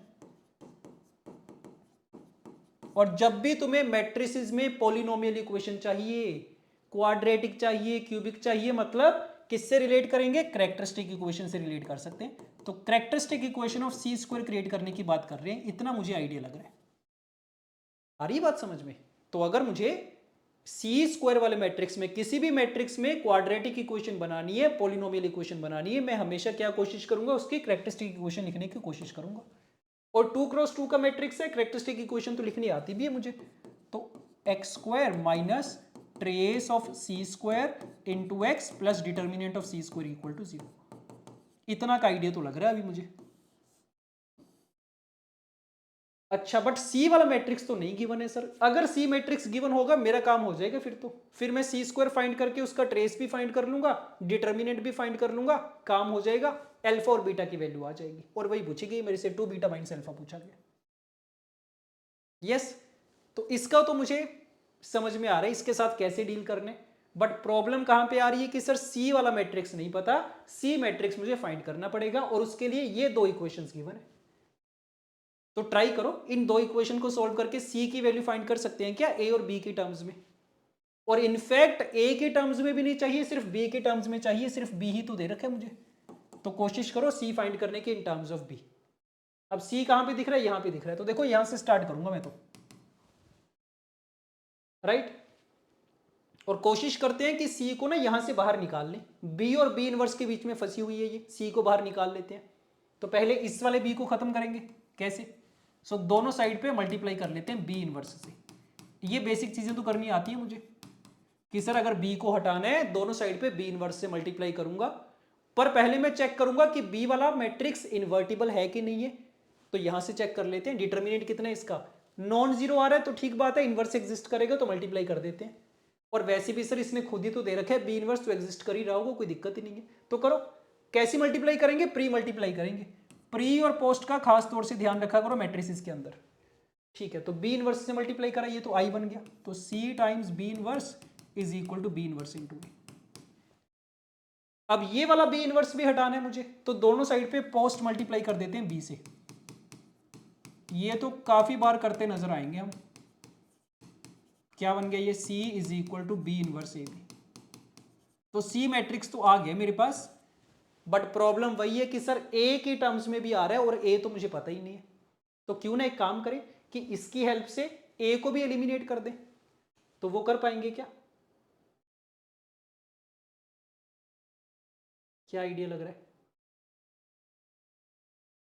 मुझे तो? अच्छा, एक बात और सुनो, हो ही जाएगा सर ये तो, कि यहां से अगर मैं बी इनवर्स फाइंड कर लूं, देखो ध्यान से, यहां से अगर मैं प्री मल्टीप्लाई कर दूं ए इनवर्स से, वही काम यहां पे कर रहे हैं जो वहां पे करा था, कि अगर ए इनवर्स से प्री मल्टीप्लाई कर दें तो क्या बन गया ये बी इनवर्स की वैल्यू तो ए इनवर्स का स्क्वायर बन गई। तो लग रहा है कुछ कुछ तो बात बन रही है। तो इस बी इनवर्स को मैं यहां पे पुट करके देखता हूं। सी मैट्रिक्स कैसा आ गया मेरा? ये आ गया ए इनवर्स का स्क्वायर इंटू ए इंटू बी। तो एक ए इनवर्स इंटू ए मिलकर तो आई बना देंगे, बचा क्या? ए इनवर्स इंटू बी बचा। अच्छा, अभी भी प्रॉब्लम आ रही है, बट मुझे चाहिए भी क्या ना, मुझे सी नहीं चाहिए, मुझे सी स्क्वायर चाहिए। तो एक बार सी स्क्वायर फाइंड करके देखते हैं क्या बनेगा। A inverse B, A inverse B, ये चीज है। बन रही है कुछ बात क्या? नहीं, कुछ तो कॉम्प्लिकेटेड हो गया सर, गड़बड़ हो गई है, स्टक हो गए फिर तो। अच्छा, एक चीज देखो और समझ में आ रही थी मुझे, क्यों ना एक काम करें, देखो ध्यान से, एक चीज जो देख के समझ में आ रही है ना, कि मुझे ये सी मैट्रिक्स गिवन था, मुझे क्या चाहिए था? सी स्क्वायर। तो क्यों ना यहां से डायरेक्टली फाइंड कर दें। तो सी स्क्वायर का मतलब क्या होगा कि sir C matrix into C matrix, ये आएगा। हाँ, अब लग रहा है बात बन गई है। अब बी इंटू बी इनवर्स तो क्या हो गया? आइडेंटिटी मैट्रिक्स हो गया। तो बचा क्या मेरे पास? B inverse into A square into B. Yes, और बी इनवर्स की वैल्यू क्या थी? ए इनवर्स का स्क्वायर थी। अब मैं इसको यहां पे पुट करूंगा, अब बात बन गई है सर। सो बी इनवर्स बन गया हमारा ए इनवर्स का square into A square into B, और ए इनवर्स का स्क्वायर इंटू ए स्क्वायर करेंगे, ये तो पूरा आई बन गया। So this complete thing is I, and I into B is equal to B only. तो सी स्क्वायर वाला जो मैट्रिक्स है ना, वो एक्चुअल में बी मैट्रिक्स के बराबर ही है। बस हो गया। अब तो क्या ही बचा। तो मेरे पास इक्वेशन जो आएगी वो क्या आएगी? X square minus trace of B into x plus determinant of B equal to 0। Done, मजा आ गया। ये तो बी मैट्रिक्स के बारे में सारी जानकारी है मुझे। तो ट्रेस कितने? 6 के बराबर है, और डिटर्मिनेंट कितना? 5 माइनस 3 2 के बराबर। और क्योंकि मैट्रिक्स बी अपनी कैरेक्टरिस्टिक इक्वेशन को तो सेटिस्फाई करेगा ही, so B square minus 6 times B plus 2 times I is equal to 0। ये इक्वेशन आ गई है। बट मुझे जो इक्वेशन गिवन थी, कौन सी गिवन थी? ये वाली गिवन थी मुझे तो, कि sir B square plus alpha times B plus beta times I is equal to 0। दोनों को अगर कंपेयर करेंगे, एल्फा की वैल्यू -6 आ गई है, और बीटा की वैल्यू कितनी आ गई? 2 आ गई। These are the values of alpha and beta. क्या पूछा गया था? 2 beta minus alpha, answer would be 10। Yes, ठीक बात है। तो थोड़ा घुमा के क्वेश्चन पूछा गया था, डायरेक्टली कैरेक्टरिस्टिक इक्वेशन नहीं थी, सी स्क्वायर में दे रखी थी, और सी स्क्वायर वाला मैट्रिक्स भी डायरेक्टली नहीं दे रखा था, ए और बी की टर्म्स में दे रखा था इक्वेशन के फॉर्म में, राइट। तो अगेन दोबारा देखना पड़ेगा ये वाला क्वेश्चन आपको, क्योंकि जब भी इक्वेशन सॉल्विंग आती है ना, थोड़ी सी गड़बड़ हो जाती है, पता नहीं चलता एग्जैक्टली कौन सी डायरेक्शन में अप्रोच करा जाए उसको। Okay, done, fine. Coming to the next question. अब ये भी बड़ा ज्यादा मजेदार क्वेश्चन है, पढ़ के देखो एक बार, स्टेटमेंट देख के डर लगना स्टार्ट हो जाएगा कि क्या ही दे दिया ये तो। देखो ध्यान से, let A matrix is given I2 minus 2 times m into m transpose where m is a real matrix of order 2 cross 1। अच्छा, ये तो नए टाइप का दे दिया इसने, 2 क्रॉस 1 है, स्क्वायर मैट्रिक्स नहीं है, ध्यान रखना। Yes, such that the relation m transpose into m is equal to I, ये एक रिलेशन दे दिया। Okay, if lambda is a real number such that the relation ax equal to lambda x। Relation ही relation दिख रहे हैं, कोई matrix तो दिख नहीं रहा complete. For some non-real matrix X of order 2 cross 1, then the sum of the square of all possible values। तो अल्टीमेटली लैम्डा पूछा गया, इतना समझ में आ रहा है, और तो कुछ नहीं समझ में आ रहा। देख के बताओ कहां से स्टार्ट करें भाई। इतने सारे रिलेशंस हो गए हैं। एक तो ए वाला मैट्रिक्स इस वाले फॉर्मेट में, m transpose into m is equal to I, ax is equal to lambda x। ये 3 इक्वेशंस दे रखी हैं, 3 रिलेशंस दे रखे हैं, इनको सिंप्लीफाई करके करना है जो भी कुछ करना है। यस, अच्छा पहले तो एक चीज बता दो जिसमें कंफ्यूजन हो जाती है कई बार, कि यहां पे दिख रहा है मुझे m ट्रांसपोज इंटू एम और यहां पे दिख रहा है m इंटू एम ट्रांसपोज, क्या ये दोनों सेम चीजें हैं? क्या लग रहा है? m ट्रांसपोज इंटू एम और m इंटू एम ट्रांसपोज दोनों सेम ही बात है क्या? नहीं सर सेम तो नहीं है, जरूरी थोड़ी है a इंटू बी और b इंटू ए दोनों बराबर ही हो। तो ये बात तो मुझे पता है कि दोनों को सेम नहीं एज्यूम कर सकते, सही बात है। और वैसे भी यहां तो मुझे पता ही चल रहा है कि दोनों का ऑर्डर ही डिफरेंट होगा। सोच के देखो, m का ऑर्डर अगर 2 क्रॉस 1 है तो m ट्रांसपोज का ऑर्डर क्या हो जाएगा? 1 क्रॉस 2 हो जाएगा। That means m transpose into M, इसका ऑर्डर तो 1 क्रॉस 1 आएगा और इसका ऑर्डर आएगा 2 क्रॉस 2। तो दोनों का ऑर्डर ही मैच नहीं कर रहा, सेम तो होने की बात ही नहीं है। अच्छा फिर क्या करें? अगेन अगर कुछ नहीं समझ में आ रहा, मैं तो क्या करूंगा, क्या सीखा था हमने कि सर जो चीज फाइंड करनी होती है ना उस पर फोकस करते हैं। फाइंड क्या करना है? लैम्डा। लैम्डा कहां पे? यहां पे। तो यहां से स्टार्ट करूंगा मैं तो, A X equal to lambda X. देखते हैं एक बार। और इसमें एक चीज मैं नोटिस कर पा रहा हूं कि इसको अगर लेफ्ट हैंड साइड पे ले लूं तो एक्स को कॉमन लिया जा सकता है। क्या बन गया? A minus lambda into I into X equal to 0। अब हमारे काम की चीज आई है, अब थोड़ा थोड़ा हिंट मिलना स्टार्ट हो गया। और ये भी ना बड़ा ज्यादा इंपॉर्टेंट कंसेप्ट है, पता होना चाहिए। और इसमें भी कंफ्यूजन होती है बच्चों को हमेशा। क्या चीज है? देखो ध्यान से, दो मैट्रिसेस का मल्टीप्लीकेशन 0 के बराबर है। तो मुझे तुम सोच के बताना कि अगर दो मैट्रिसेस का मल्टीप्लीकेशन 0 के बराबर है तो बताओ ए का डिटर्मिनेंट 0 होगा क्या? कैन वी से कि ए का डिटर्मिनेंट 0 है, या फिर कैन वी से कि बी का डिटर्मिनेंट 0 है? क्या कमेंट कर सकते हो इनके डिटर्मिनेंट्स पे? सोच के बताना बड़े आराम से, बड़ा इंपॉर्टेंट कंसेप्ट है। दो मैट्रिसेस का मल्टीप्लीकेशन अगर 0 है, इनके डिटर्मिनेंट के बारे में कुछ बोल सकते हैं क्या? 0 होगा, नॉन 0 होगा, क्या कंडीशन होगी? मैं आपको बताता हूं फिर। मैच करना, अगर आपका कुछ आपने कुछ आंसर दिया था तो मैच करना उसको। देखो हमें ना स्पेसिफिकली एक चीज गिवन है, क्या? For some non zero real matrix x. तो अगर ये दो मैट्रिसेस का प्रोडक्ट 0 के बराबर दे रखा है, उसमें से x को नॉन जीरो दे रखे हैं इसने, ये बड़े काम की चीज है, इग्नोर मत कर देना इसको। तो यहां पे भी अगर a इंटू बी 0 के बराबर है और मुझे दे रखा है ना कि b नॉन जीरो मैट्रिक्स है, तो इसका मतलब हमेशा क्या होता है कि भाई a का डिटर्मिनेंट 0 होगा पक्का। b का कैसा होगा नहीं पता मुझे, बट a का पक्का 0 होगा। ये हो गया पहला रिजल्ट। दूसरा रिजल्ट क्या?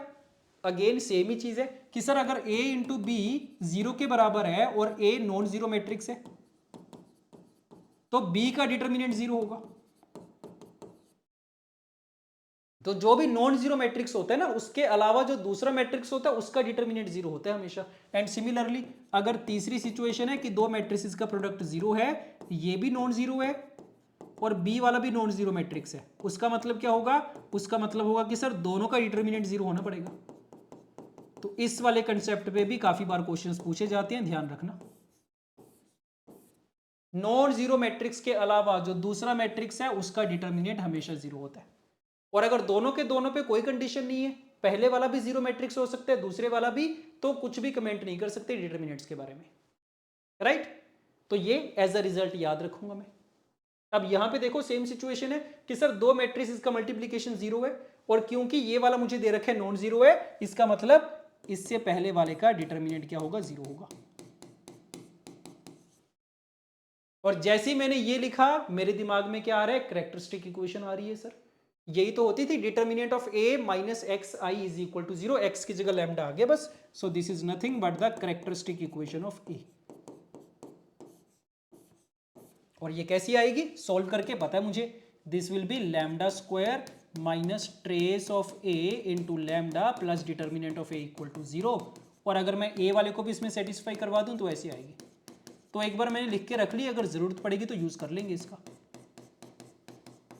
ठीक बात है यहां तक तो, बट नहीं पड़ेगी सर शायद, क्योंकि मुझे तो लैम्डा चाहिए, ये वाले की तो शायद ना जरूरत पड़े।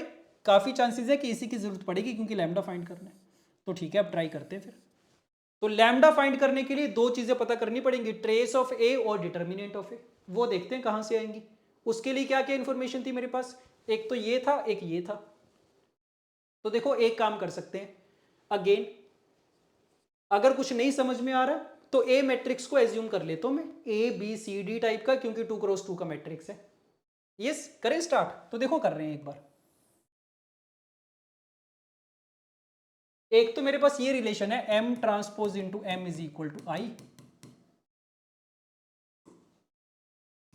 और दूसरा रिलेशन है this a is equal to I minus 2m into M transpose.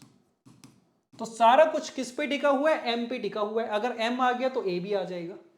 और m वाला मैट्रिक्स में एक काम करता हूं, एज्यूम कर लेता हूं m कैसा दे रखे 2x1 का, तो m से स्टार्ट कर लेते हैं। m मैट्रिक्स कैसा होगा? 2 रोज है, एक कॉलम है, a b ये मान ली मैंने। लग रहा है अब तो बात बन जाएगी। यस, क्या करें? ये वाली कंडीशन लगा दो, m transpose into M is equal to I. तो m ट्रांसपोज ये, m इज ये, और i इज दिस। दोनों को मल्टीप्लाई करा, मेरे पास रिलेशन आ गया a square plus b square is equal to 1। तो एक रिलेशन तो आ गया a और b में।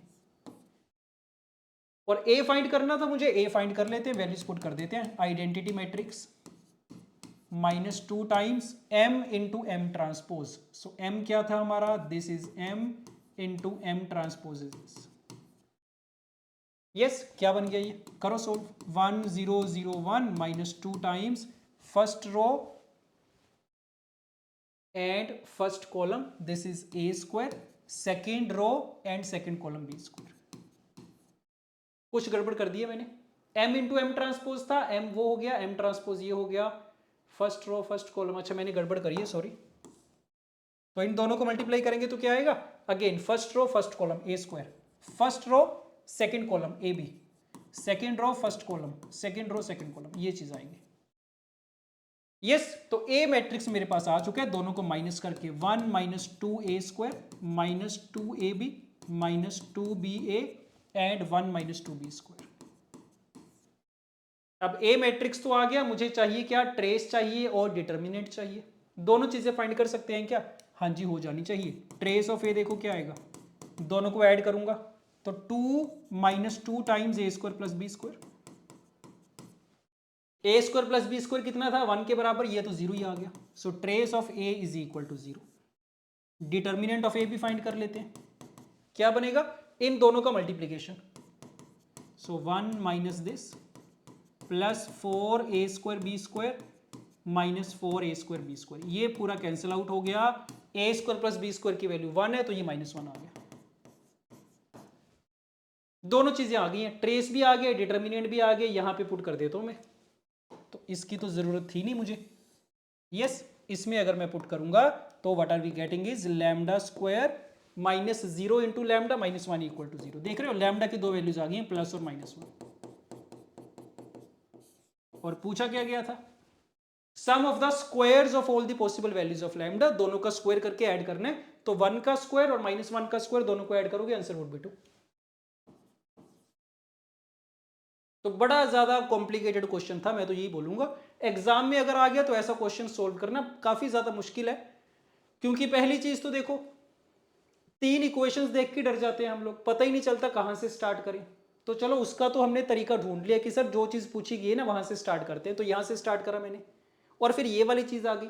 अब इसके बाद भी आके हम स्टक हो जाते हैं। अगर मुझे ये वाला कंसेप्ट नहीं पता होगा तो इसके बाद ही कंफ्यूज हो जाऊंगा मैं, तो क्या करना है इसके बाद। और जैसे मैंने ये चीज लिख ली, फिर मुझे पता चल गया कैरेक्टरिस्टिक इक्वेशन आएगी, ये भी समझ में आ गया। फिर मैं यहां पे आके स्टक हो सकता हूं, समझ में ही नहीं आएगा कि इनका कैसे यूज करना है। बट अगेन याद रखो, जब भी नहीं समझ में आ रहा, छोटे छोटे मैट्रिसेस हैं, 1x2 आ गया, 2x1 आ गया, 2x2 आ गया, एज्यूम कर लिए करो जनरल फॉर्म में, कोई बड़ी बात नहीं है। अगर 3x3 का आ गया, फिर हम थोड़ा अवॉइड करते हैं जनरल फॉर्म में एज्यूम करना, बट इनमें तो काम चली जाता है हमारा। राइट, ठीक बात है। Okay, coming to the next question. Determinant का क्वेश्चन आ गया, 2024 में पूछा गया। अगेन प्रॉपर्टीज ऑफ डिटर्मिनेंट वाला पार्ट अब सिलेबस में नहीं है, तो काफी कम चांसेस है प्रॉपर्टीज में से क्वेश्चन पूछा जाएगा। बट हाँ, ऐसा हो सकता है कि डिटर्मिनेंट का क्वेश्चन तुमसे पूछ लिया जाए और बिना प्रॉपर्टीज के भी वो सॉल्व हो जाए। बट अगर तुम्हें प्रॉपर्टीज आती होंगी, हमारी कैलकुलेशन आसान हो जाएगी। तो अगर तुम्हें थोड़ा सा भी आइडिया है प्रॉपर्टीज का, उनको एक बार रिवाइज कर लेना, तुम्हारी हेल्प हो जाएगी डिटर्मिनेंट्स वाले क्वेश्चन में। राइट, तो पढ़ के देखो क्या सिचुएशन है। If f x equal to this, determinant दे दिया, बड़ी सी टर्म्स आ गई हैं। एक चीज मुझे पता है, ऐसी सिचुएशन में कभी भी डायरेक्टली तो एक्सपेंड नहीं करते हैं सर इसको, या तो प्रॉपर्टीज लगाते हैं या कुछ और करा जाता है। पूछा गया 1/5 f डैश 0 पूछा गया। तो डिटर्मिनेंट की सॉरी डेरिवेटिव की बात हो रही है कि डिटर्मिनेंट का डेरिवेटिव फाइंड करने। क्या लग रहा है क्या करेंगे?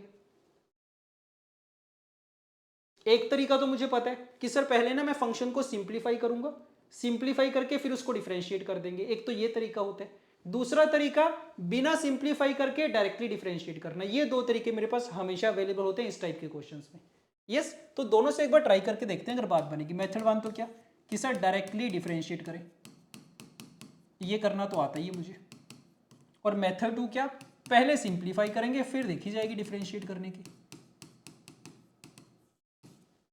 ठीक है, अब देखो डायरेक्टली डिफरेंशिएट करने का तरीका पता है हमें। एफ डैश एक्स अगर फाइंड करने कैसे करते हैं, 3 पार्ट्स में होता है सर, 3 स्टेप्स में होता है। पहले स्टेप में सिर्फ फर्स्ट वाली रो को डिफरेंशिएट करेंगे, बाकी दोनों को सेम रखेंगे। सेकंड स्टेप में सिर्फ सेकंड रो को डिफरेंशिएट करेंगे। थर्ड स्टेप में सिर्फ थर्ड रो को डिफरेंशिएट करेंगे।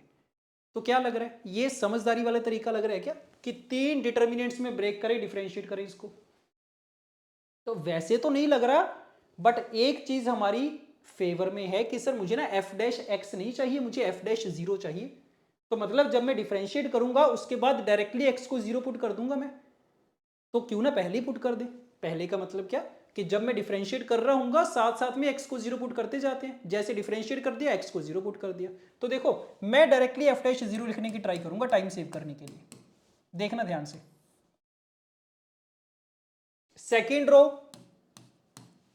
थर्ड रो नहीं चेंज कर रहे, पहले पार्ट में सिर्फ फर्स्ट वाली रो को डिफरेंशिएट कर रहे हैं। ध्यान से देखना, जब तुम इसको डिफरेंशिएट करोगे चेन रूल से क्या बनेगा कि sir 8 times cos cube x into minus sine x. तो साइन एक्स दिखना स्टार्ट हो गया। साइन एक्स का मतलब कि सर जब मैं उसमें एक्स को 0 पुट करूंगा ना उसकी वैल्यू तो 0 आ जाएगी। तो पहले मैं डिफरेंशिएट कर रहा हूं फिर 0 पुट कर रहा हूं। ध्यान रखना, ऐसा नहीं कर रहा कि पहले 0 पुट कर दिया, वो तो करना ही नहीं है। पहले डिफरेंशिएट करके फिर 0 पुट करा जा रहा है। तो मैंने कहा कि जब मैं इसको डिफरेंशिएट करूंगा उसमें एक्स को 0 रखूंगा, वैल्यू 0 आएगी। इसको जब डिफरेंशिएट करेंगे 8 sine cube x into cos x, x को 0 रखेंगे 0 आ गया। तो एज लॉन्ग एज उसमें साइन एक्स का फैक्टर प्रेजेंट है 0 रखने पे हमेशा 0 ही आएगा, पक्की बात है। इसको डिफरेंशिएट करेंगे ये भी 0 आ जाएगा सर। तो जो पहला पार्ट था उसका रिजल्ट तो 0 आ गया। सेकंड वाला जो पार्ट आएगा उसमें क्या करना था, सिर्फ सेकंड रो को डिफरेंशिएट करना है। देखो इसको डिफरेंशिएट करेंगे साइन एक्स का फैक्टर आएगा, हाँ जी, इसमें हाँ जी आएगा, नेक्स्ट वाले में हाँ जी आएगा। और थर्ड बार जब मैं डिफरेंशिएट करूंगा थर्ड रो को, इसका डेरिवेटिव 0 आएगा सर, इसके डेरिवेटिव में 0 आएगा, 0 आएगा। आंसर आ गया मेरा। तीनों डेरिवेटिव तीनों डिटर्मिनेंट्स की वैल्यू 0 आ गई है, तो F dash 0 is equal to 0। तो ये होते हैं स्मार्ट तरीके करने के। जो लोग पहले एफ डैश एक्स फाइंड करने बैठ गए कि सर पूरा पूरा डिफरेंशिएट करके पूरी चीज लिख रहे हैं, वो वैसे कंफ्यूज हो जाएंगे। डन। तो एक तो ये तरीका हो गया। अच्छा, बट सर ये तो ना मैं तभी कर पा रहा हूं अगर मेरे से एफ डैश 0 पूछा गया। अगर मान लो क्वेश्चन में पूछ लेते find the maximum value of F x, minimum value of F x, range of F x, फिर तो मुझे क्या करना पड़ता, पूरा सोल्व करना पड़ता इसको। तो दूसरा तरीका भी देख लेते हैं सिंप्लीफाई कैसे करना है। और सिंप्लीफाई करने के लिए डायरेक्टली तो एक्सपेंड करूंगा नहीं, प्रॉपर्टीज का यूज करना पड़ेगा। तो अगेन बेसिक प्रॉपर्टीज का अगर मुझे आइडिया है थोड़ी हेल्प हो जाएगी। यस, तो देखो सारी सिमिलर सी टर्म्स नजर आ रही हैं। मैं क्या कर रहा हूं, R2 में से R1 वाली रो सब्ट्रैक्ट कर रहा हूं, R3 में से भी R1 सब्ट्रैक्ट कर रहा हूं। क्या बनेगी एफ एक्स की वैल्यू, नोटिस करना फर्स्ट वाला would be same, first row तो चेंज ही नहीं करी मैंने, second would be this and third would be this. Yes, R2 minus R1 करेंगे तो क्या आएगा, 3 only 3, then 0, then -3। R3 minus R1 करेंगे, चेक करो क्या आएगा, this would be 0, then 3, then -3। ये आ गए डिटर्मिनेंट। तो काफी ज्यादा सिंप्लीफाई हो गया। फिर तो क्या करें, एक्सपेंड कर दें डायरेक्टली, ये कुछ और करना चाहिए। एक्सपेंड करने के फायदा लग रहे हैं ना, एक्सपेंड कर देते हैं, चलो ज्यादा सोचने की जरूरत है ही नहीं है। तो 2 टाइम्स दिस, ब्रैकेट में कितना आएगा, 9 आएगा शायद, कैलकुलेशन चेक करते जाना, -2 टाइम्स दिस, ब्रैकेट में कितना आएगा, -9 एंड प्लस दिस, ब्रैकेट में कितना 9 ओनली। ये चीज आ गई है। अब इसको सिंप्लीफाई करके देखते हैं। 18 टाइम्स कोस की पावर 4 प्लस 18 टाइम्स साइन की पावर 4, सो 18 टाइम साइन की पावर 4 प्लस कोस की पावर 4 क्या होता है 1 minus 2 sine square x cos square x होता है सर। प्लस में क्या चीज है 27 plus 9 times sine square 2x, और हाँ जी साइन स्क्वायर 2x को भी अगर मैं ओपन करके लिखूंगा तो ये बन जाएगा 4 sine square x cos square x. तो लग रहा है ना बात बन गई है क्या। यहां से भी -36 sine square x cos square x, यहां से भी 36 sine square x cos square x, तो आंसर कितना आ गया 27 प्लस 18 45 आ गया। तो एफ एक्स तो एक कांस्टेंट फंक्शन है, ये समझ में आ रहा है। तो इसको डिफरेंशिएट करूंगा डेरिवेटिव क्या आ जाएगा 0 आ जाएगा हमेशा, तो यहां से भी सोल्व हो जाएगा। डन। तो अगर बेसिक प्रॉपर्टीज मुझे पता है थोड़ी हेल्प हो जाएगी इस टाइप के क्वेश्चंस में, बट वैसे टेक्निकली इस पे क्वेश्चन नहीं पूछा जाना चाहिए क्योंकि सिलेबस का पार्ट नहीं है। Okay, coming to the next question. अब ये सिस्टम ऑफ इक्वेशंस के ऊपर आ गया, वेरी इंपॉर्टेंट कंसेप्ट पता होना चाहिए, पढ़ के देखो ट्राई करो। Consider the system of linear equations. कितनी इक्वेशंस है 3 इक्वेशंस है सर, 3 वेरिएबल है। पहला काम हमेशा क्या करना है 3 इक्वेशन 3 वेरिएबल देखी चेक किया करो होमोजीनियस सिस्टम है या नॉन होमोजीनियस। क्या मतलब होता है कांस्टेंट टर्म्स को देखना होता है। तो अगर तो सारी कांस्टेंट टर्म्स 0 है तो होमोजीनियस होता है, otherwise non homogeneous. Clearly non homogeneous system है ये। और जैसे तुमने देखा कि नॉन होमोजीनियस है, इसके 3 केसेस बनते होते हैं, तीनों की कंडीशंस पता होनी चाहिए मुझे। क्या क्या कंडीशंस होती हैं। पहला यूनिक सॉल्यूशन, लिख रहा हूं मैं सारी, रिवाइज कर लो जल्दी से। यूनिक सॉल्यूशन की कंडीशन क्या कि सर डेल्टा नॉट 0 होना चाहिए। Yes. Second infinite solutions, sorry infinite solutions की कंडीशन क्या होती है कि सर डेल्टा तो 0 हो गई, साथ में डेल्टा 1 डेल्टा 2 डेल्टा 3 वो भी तीनों क्या होंगे 0 होंगे। ये है इनफाइनाइट सॉल्यूशंस की condition. And finally no solution की कंडीशन क्या होती है कि भाई डेल्टा तो 0 होगा बट जो बाकी 3 डेल्टाज है ना उसमें कम से कम एक नॉन 0 होगा। ये 3 केसेस होते हैं नॉन होमोजीनियस में, याद रखूंगा मैं। जब भी दिखेगा कि नॉन होमोजीनियस का क्वेश्चन आ गया, अगर मुझे ये तीनों कंडीशंस पता है, तीनों केसेस पता है, I will be able to solve the question. पक्की बात है, कोई डाउट ही नहीं है। यस। और इस पे हमेशा इजी क्वेश्चन पूछे जाते हैं, कोई भी कॉम्प्लिकेटेड क्वेश्चन नहीं पूछा जाता कभी भी। डन। तो ये वाले मार्क्स तो पक्के करने हैं मुझे अपने। देखो क्या पूछा गया, system has infinite number of solution, check कर लूंगा sir. System is inconsistent, inconsistent का मतलब नो सॉल्यूशन।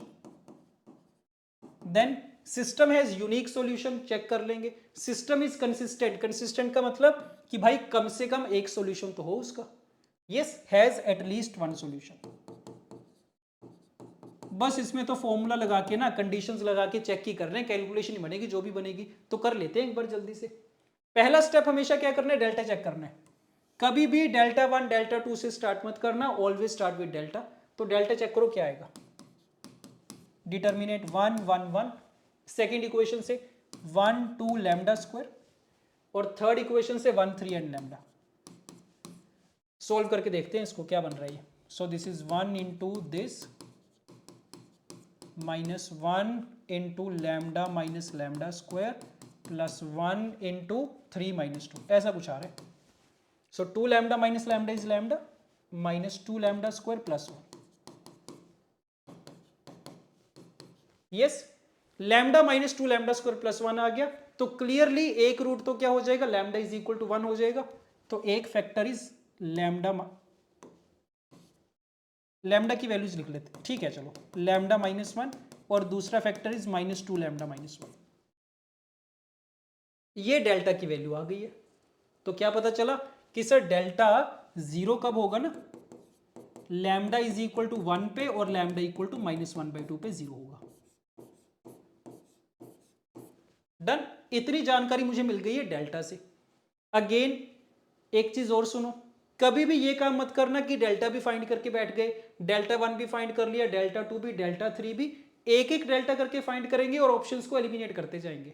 तो देख के बताओ इस इंफॉर्मेशन के बेसिस पे कौन सा ऑप्शन आपका एलिमिनेट हो सकता है। पहला option, system has infinite number of solution if lambda is 1 mu is 13। तो अगर लैम्डा 1 हो गया सर तो ये बात तो सही है कि डेल्टा की वैल्यू 0 आ जाएगी, बट क्या इनफाइनाइट नंबर ऑफ सॉल्यूशंस होंगे नहीं पता अभी तो। डेल्टा इक्वल टू 0 का मतलब तो इनफाइनाइट भी आ सकते हैं, नो सॉल्यूशन भी आ सकता है, तो पहले ऑप्शन पे कोई कमेंट नहीं कर सकते। सेकंड ऑप्शन चेक करो, system has no solution if lambda equal to 1 mu is not equal to 13। अब लैम्डा इक्वल टू 1 अगेन दोनों पॉसिबिलिटीज हैं,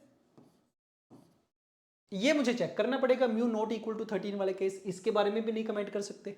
next, system has unique solution if lambda not equal to 1 and mu not equal to 13।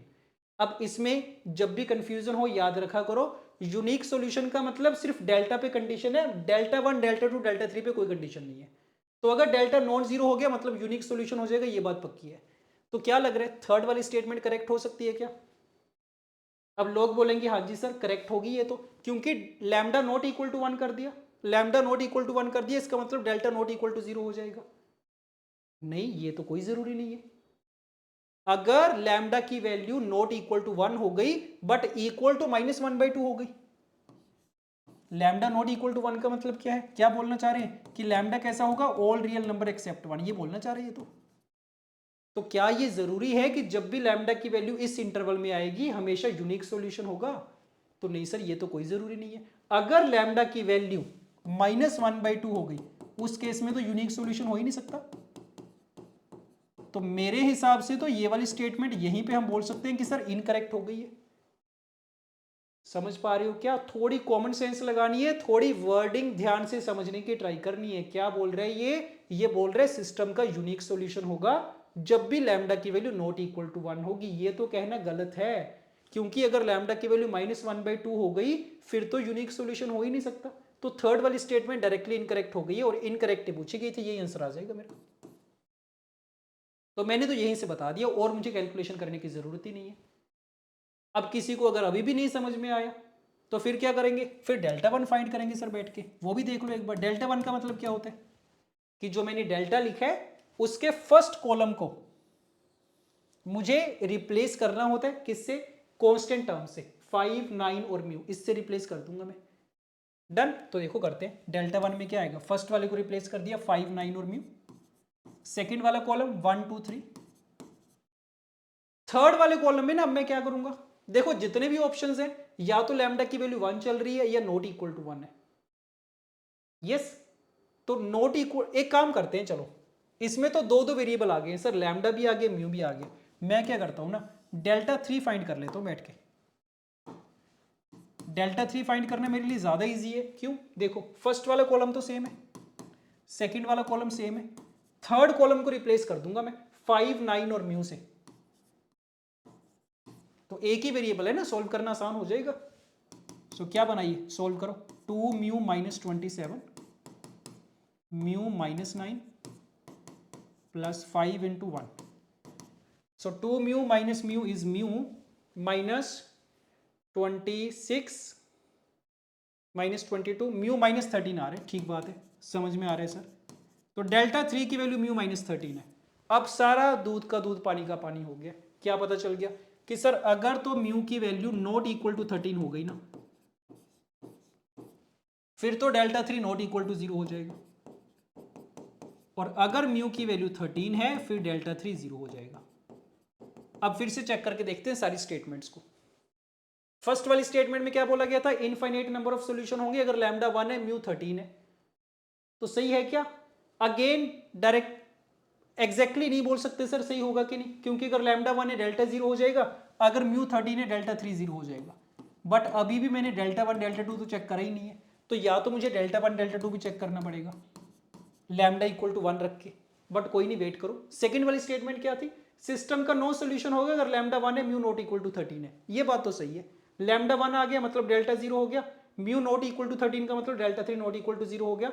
तो जब भी कम से कम एक delta non zero हो जाए नो सोल्यूशन हो जाते हैं। तो ये वाली स्टेटमेंट तो करेक्ट है, ये तो नहीं आ सकता आंसर में। लास्ट में क्या बोला गया, system is consistent if lambda is not equal to 1 mu is equal to 13। तो अगर लैम्डा नॉट इक्वल टू 1 हो गया और म्यू की वैल्यू 13 हो गई, इसके बारे में भी डायरेक्टली नहीं बता सकते। तो एक काम करना पड़ेगा आपको, डेल्टा 1 भी फाइंड करना पड़ेगा, डेल्टा 2 भी, लैम्डा को 1 रख के। तो ये वाला पार्ट आप सोल्व करके देखना और पता चल जाएगा कि सर लैम्डा इक्वल टू 1 पे म्यू इक्वल टू 13 पे दोनों जीरो आ रहे होंगे। तो मतलब फर्स्ट वाली स्टेटमेंट भी करेक्ट हो जाएगी, तो ये भी नहीं आ सकता। और फोर्थ वाली स्टेटमेंट क्या होगी, कंसिस्टेंट है लैम्डा नॉट इक्वल टू 1 पे, म्यू इक्वल टू 13 पे। तो ये बात भी सही है यस कि सर अगर लैम्डा नॉट इक्वल टू 1 हो गया ना और म्यू की वैल्यू 13 होगी तो क्या होगा, इनफाइनाइट सॉल्यूशंस होंगे क्या। एक मिनट रुको, ये थोड़ा कंफ्यूजिंग लग रहा है, रुको वेट करो। System is consistent if lambda is not equal to 1। अच्छा, अगर लैम्डा नॉट इक्वल टू 1 है इसका मतलब क्या, इसका मतलब तो ये हो जाएगा कि सर लैम्डा की वैल्यू ना अगर -1/2 हो गई,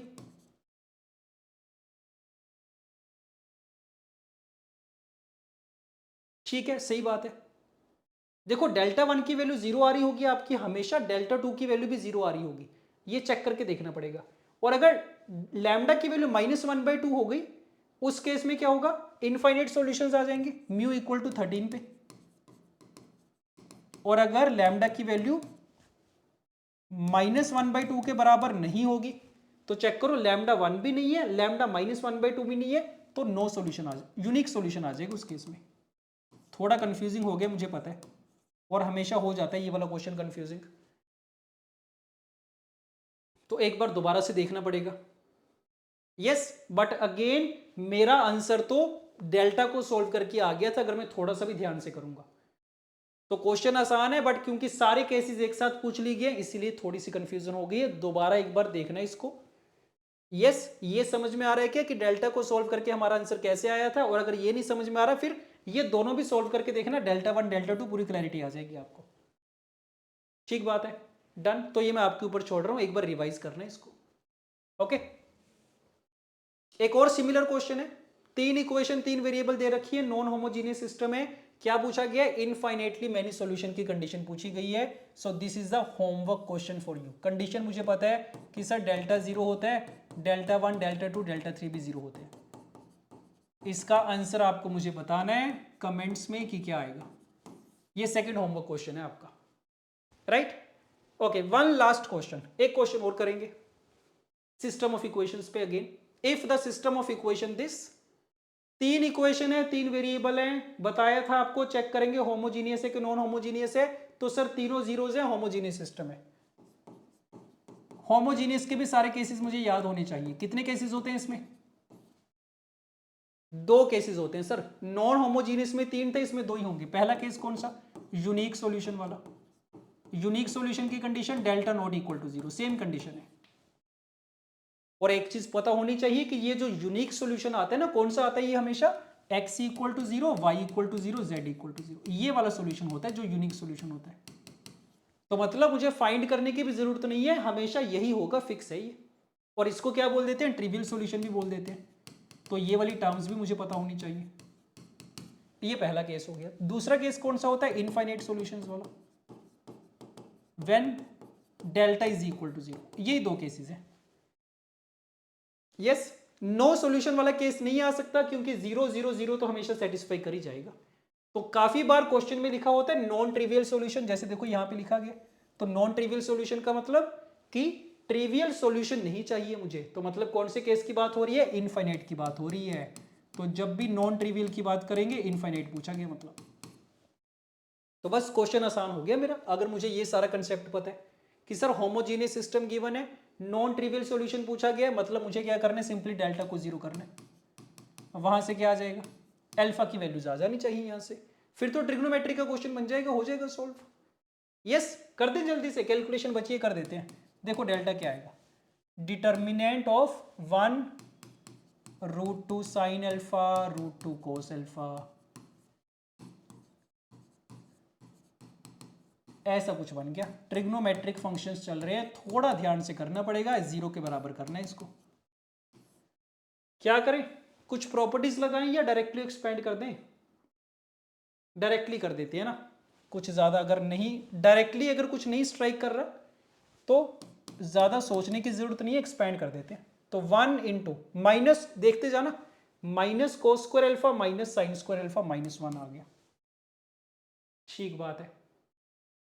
then minus √2 sine alpha into कितना बनेगा ये, minus cos alpha minus sine alpha, ये बन गया, और प्लस में root two cos alpha into sine alpha minus cos alpha, something like this. अब इसको सिंप्लीफाई करके देखो क्या कुछ बनेगा, देखते हैं। Root two sine alpha cos alpha, root two sine alpha cos alpha, तो एक तो ये आ गया, two root two sine alpha cos alpha आया, यस।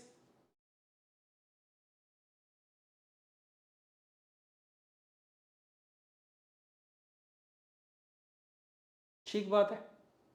और कौन सी टर्म्स आएंगी, इन दोनों को मल्टीप्लाई करेंगे तो ये बनेगा root two sine square alpha, this is minus root two cos square alpha, तो root two sine square alpha minus root two cos square alpha is equal to 0, ऐसा कुछ बन रहा है। तो लग रहा है कुछ बात बनेगी, -1 तो था ही साथ में, सॉरी।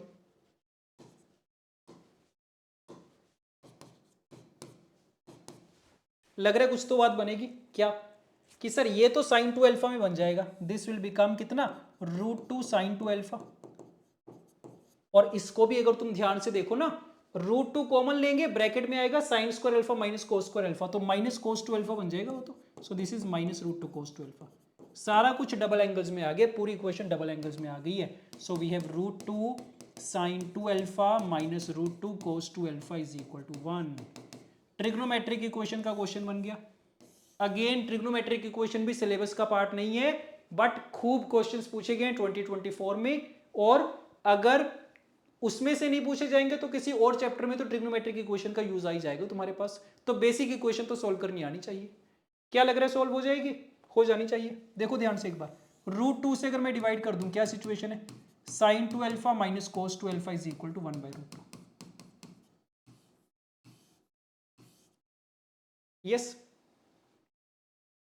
कैसी सिचुएशन आ गई ना, sine theta minus cos theta वाली। देखो दो तरीके हो सकते हैं इसको सोल्व करने के। मेथड 1 तो क्या हो सकता है कि मैं स्क्वायरिंग कर दूं दोनों तरफ, स्क्वायरिंग करके देखते हैं क्या बनेगा। Sine square plus cos square is 1, so 1 minus 2 sine theta cos theta is sine 2 theta, sine 4 alpha ये बन गया, is equal to 1/2। So sine 4 alpha की वैल्यू 1/2 आ गई। यहां से अल्फा की वैल्यूज बता सकता हूं मैं, चेक करो। अल्फा की रेंज क्या थी, 0 से π/2, ध्यान से देखना आप। अगर अल्फा 0 से π/2 है तो सर 4 अल्फा तो क्या होगा ना, 0 से 2π होगा। तो 0 से 2π के इंटरवल में साइन थीटा की वैल्यू 1/2 कितनी बार होती है, 2 बार होती है सर। एक बार फर्स्ट क्वाड्रेंट में, एक बार सेकंड क्वाड्रेंट में। फर्स्ट क्वाड्रेंट में π/6, सेकंड क्वाड्रेंट में 5π/6। तो यहां से अल्फा की दो वैल्यूज आ गई हैं, π/24, 5π/24। चेक करो ऑप्शंस में है क्या, π/24 या 5π/24। हाँ जी, एक ही ऑप्शन है, करेक्ट हो जाएगा। π/24 तो है ही नहीं है। तो एक तो ये तरीका हो गया करने का, बट इस तरीके में ना एक मेजर प्रॉब्लम है। प्रॉब्लम ये है कि भाई ऐसा हो सकता था कि तुम्हें ऑप्शंस में π/24 भी दे रखा होता, फिर तुम्हें डिसाइड ही नहीं कर पाता कौन सा सही होगा, और उस केस में भी π/24 गलत होता, यही मेरा आंसर होता। So basically what I am trying to say is कि ये जो π/24 तुम्हारा आंसर आया है ना, ये इनवैलिड सॉल्यूशन है, गलती से आ गया ये तो। क्यों आया गलती से, क्योंकि सर हमने स्क्वायरिंग कर दी इक्वेशन की, और स्क्वायरिंग करना तो हमेशा अवॉइड किया करो। स्क्वायरिंग करने से हमेशा एक्स्ट्रा रूट्स जनरेट हो जाते हैं जो कि सही नहीं होते। तो चेक करके देखोगे अगर तुम π/24 इसको सेटिस्फाई कर सकते हैं क्या, कर ही नहीं सकता सर। इसमें अगर मैं अल्फा को π/24 पुट करूंगा ना, क्या आएगा, कॉमन सेंस से पता चल रहा है क्या बन जाएगा ये, sine π/12 minus cos π/12 is equal to 1/√2। बन सकता है क्या, नहीं बन सकता। क्यों, क्योंकि π/12 एंगल कितना हो गया, ये तो 15 डिग्री हो गया। तो साइन 15 बड़ा होता है या कोस 15 बड़ा होता है, डेफिनेटली सर कोस 15 बड़ा होता है। तो इनका जो सब्ट्रैक्शन है वो कभी पॉजिटिव नंबर तो आ ही नहीं सकता, ये तो यहीं से पता चल रहा है, दिस इज नॉट करेक्ट। तो जब भी स्क्वायरिंग करो एक बार चेक कर लिया करो तुम्हारे सॉल्यूशन वैलिड हैं कि नहीं। तो ये तरीका इसीलिए ज्यादा सेफ नहीं है। सेफ तरीका क्या है कि sir a cos theta plus b sine theta वाली सिचुएशन है, √a² प्लस b² से मल्टीप्लाई डिवाइड कर दूंगा। तो मैं क्या करता हूं, √2 से डिवाइड कर देता हूं दोनों तरफ। So 1/√2 sine 2 alpha minus 1/√2 cos 2 alpha is equal to 1/√2, 1/2 हो जाएगा ये। अब इसके बाद का काम मुझे पता है, इसको कुछ मान लेते हैं, कोस थीटा कोस 45 डिग्री बनेगा ये, और ये बनेगा साइन 45 डिग्री। कौन सी सिचुएशन बन गई? Sine A cos B minus cos A sine B, sine of A minus B बन जाएगा। This is equal to 1/2। तो फिर से देख रहे हो क्या कि सिर्फ अल्फा की वैल्यू 0 से π/2 थी ना, तो 2 अल्फा की वैल्यू 0 से पाई आ जाएगी, और 2 अल्फा माइनस π/4 का इंटरवल देख लो क्या आ जाएगा, माइनस π/4 से 3π/4। तो इतने इंटरवल के बीच में साइन की वैल्यू 1/2 कितनी बार होगी? एक ही बार होगी सर, फर्स्ट क्वाड्रेंट में π/6 पे। So 2 alpha is equal to π/4 plus π/6, 5π/12 बन गया, तो अल्फा की वैल्यू 5π/24 आ गई। सो एक ही सोल्यूशन आ रहा है, यहां से एक्स्ट्रा सोल्यूशन नहीं आएंगे, एक ही काम का सोल्यूशन आएगा हमारा 5π/24। This will be the correct answer. Done. तो कंसेप्ट अगर मुझे पता भी है ना, तो भी बड़ी छोटी छोटी चीजों का ध्यान रखना पड़ता है जिसमें हम गलती कर देते हैं जनरली। ओके, तो थोड़ा लंबा सेशन हो गया, काफी लंबा हो गया इनफैक्ट, यस, बट यही है कि सीखने को काफी कुछ था। होपफुली काफी चीजें आपको नई सीखने को मिली होंगी, और जो आपने नई चीज सीखी है उसको नोट कर लेना भाई, एक जगह पे रिवाइज कर लेना उसको। डन। ओके, और इसके अलावा अगर और टॉपिक वाइज क्वेश्चंस की आपको प्रैक्टिस करनी है, you can always go to the Marks app, वहां पे आपको टॉपिक वाइज क्वेश्चंस मिल जाएंगे from the previous year papers. Yes, okay, so this is it for now, thank you, bye bye.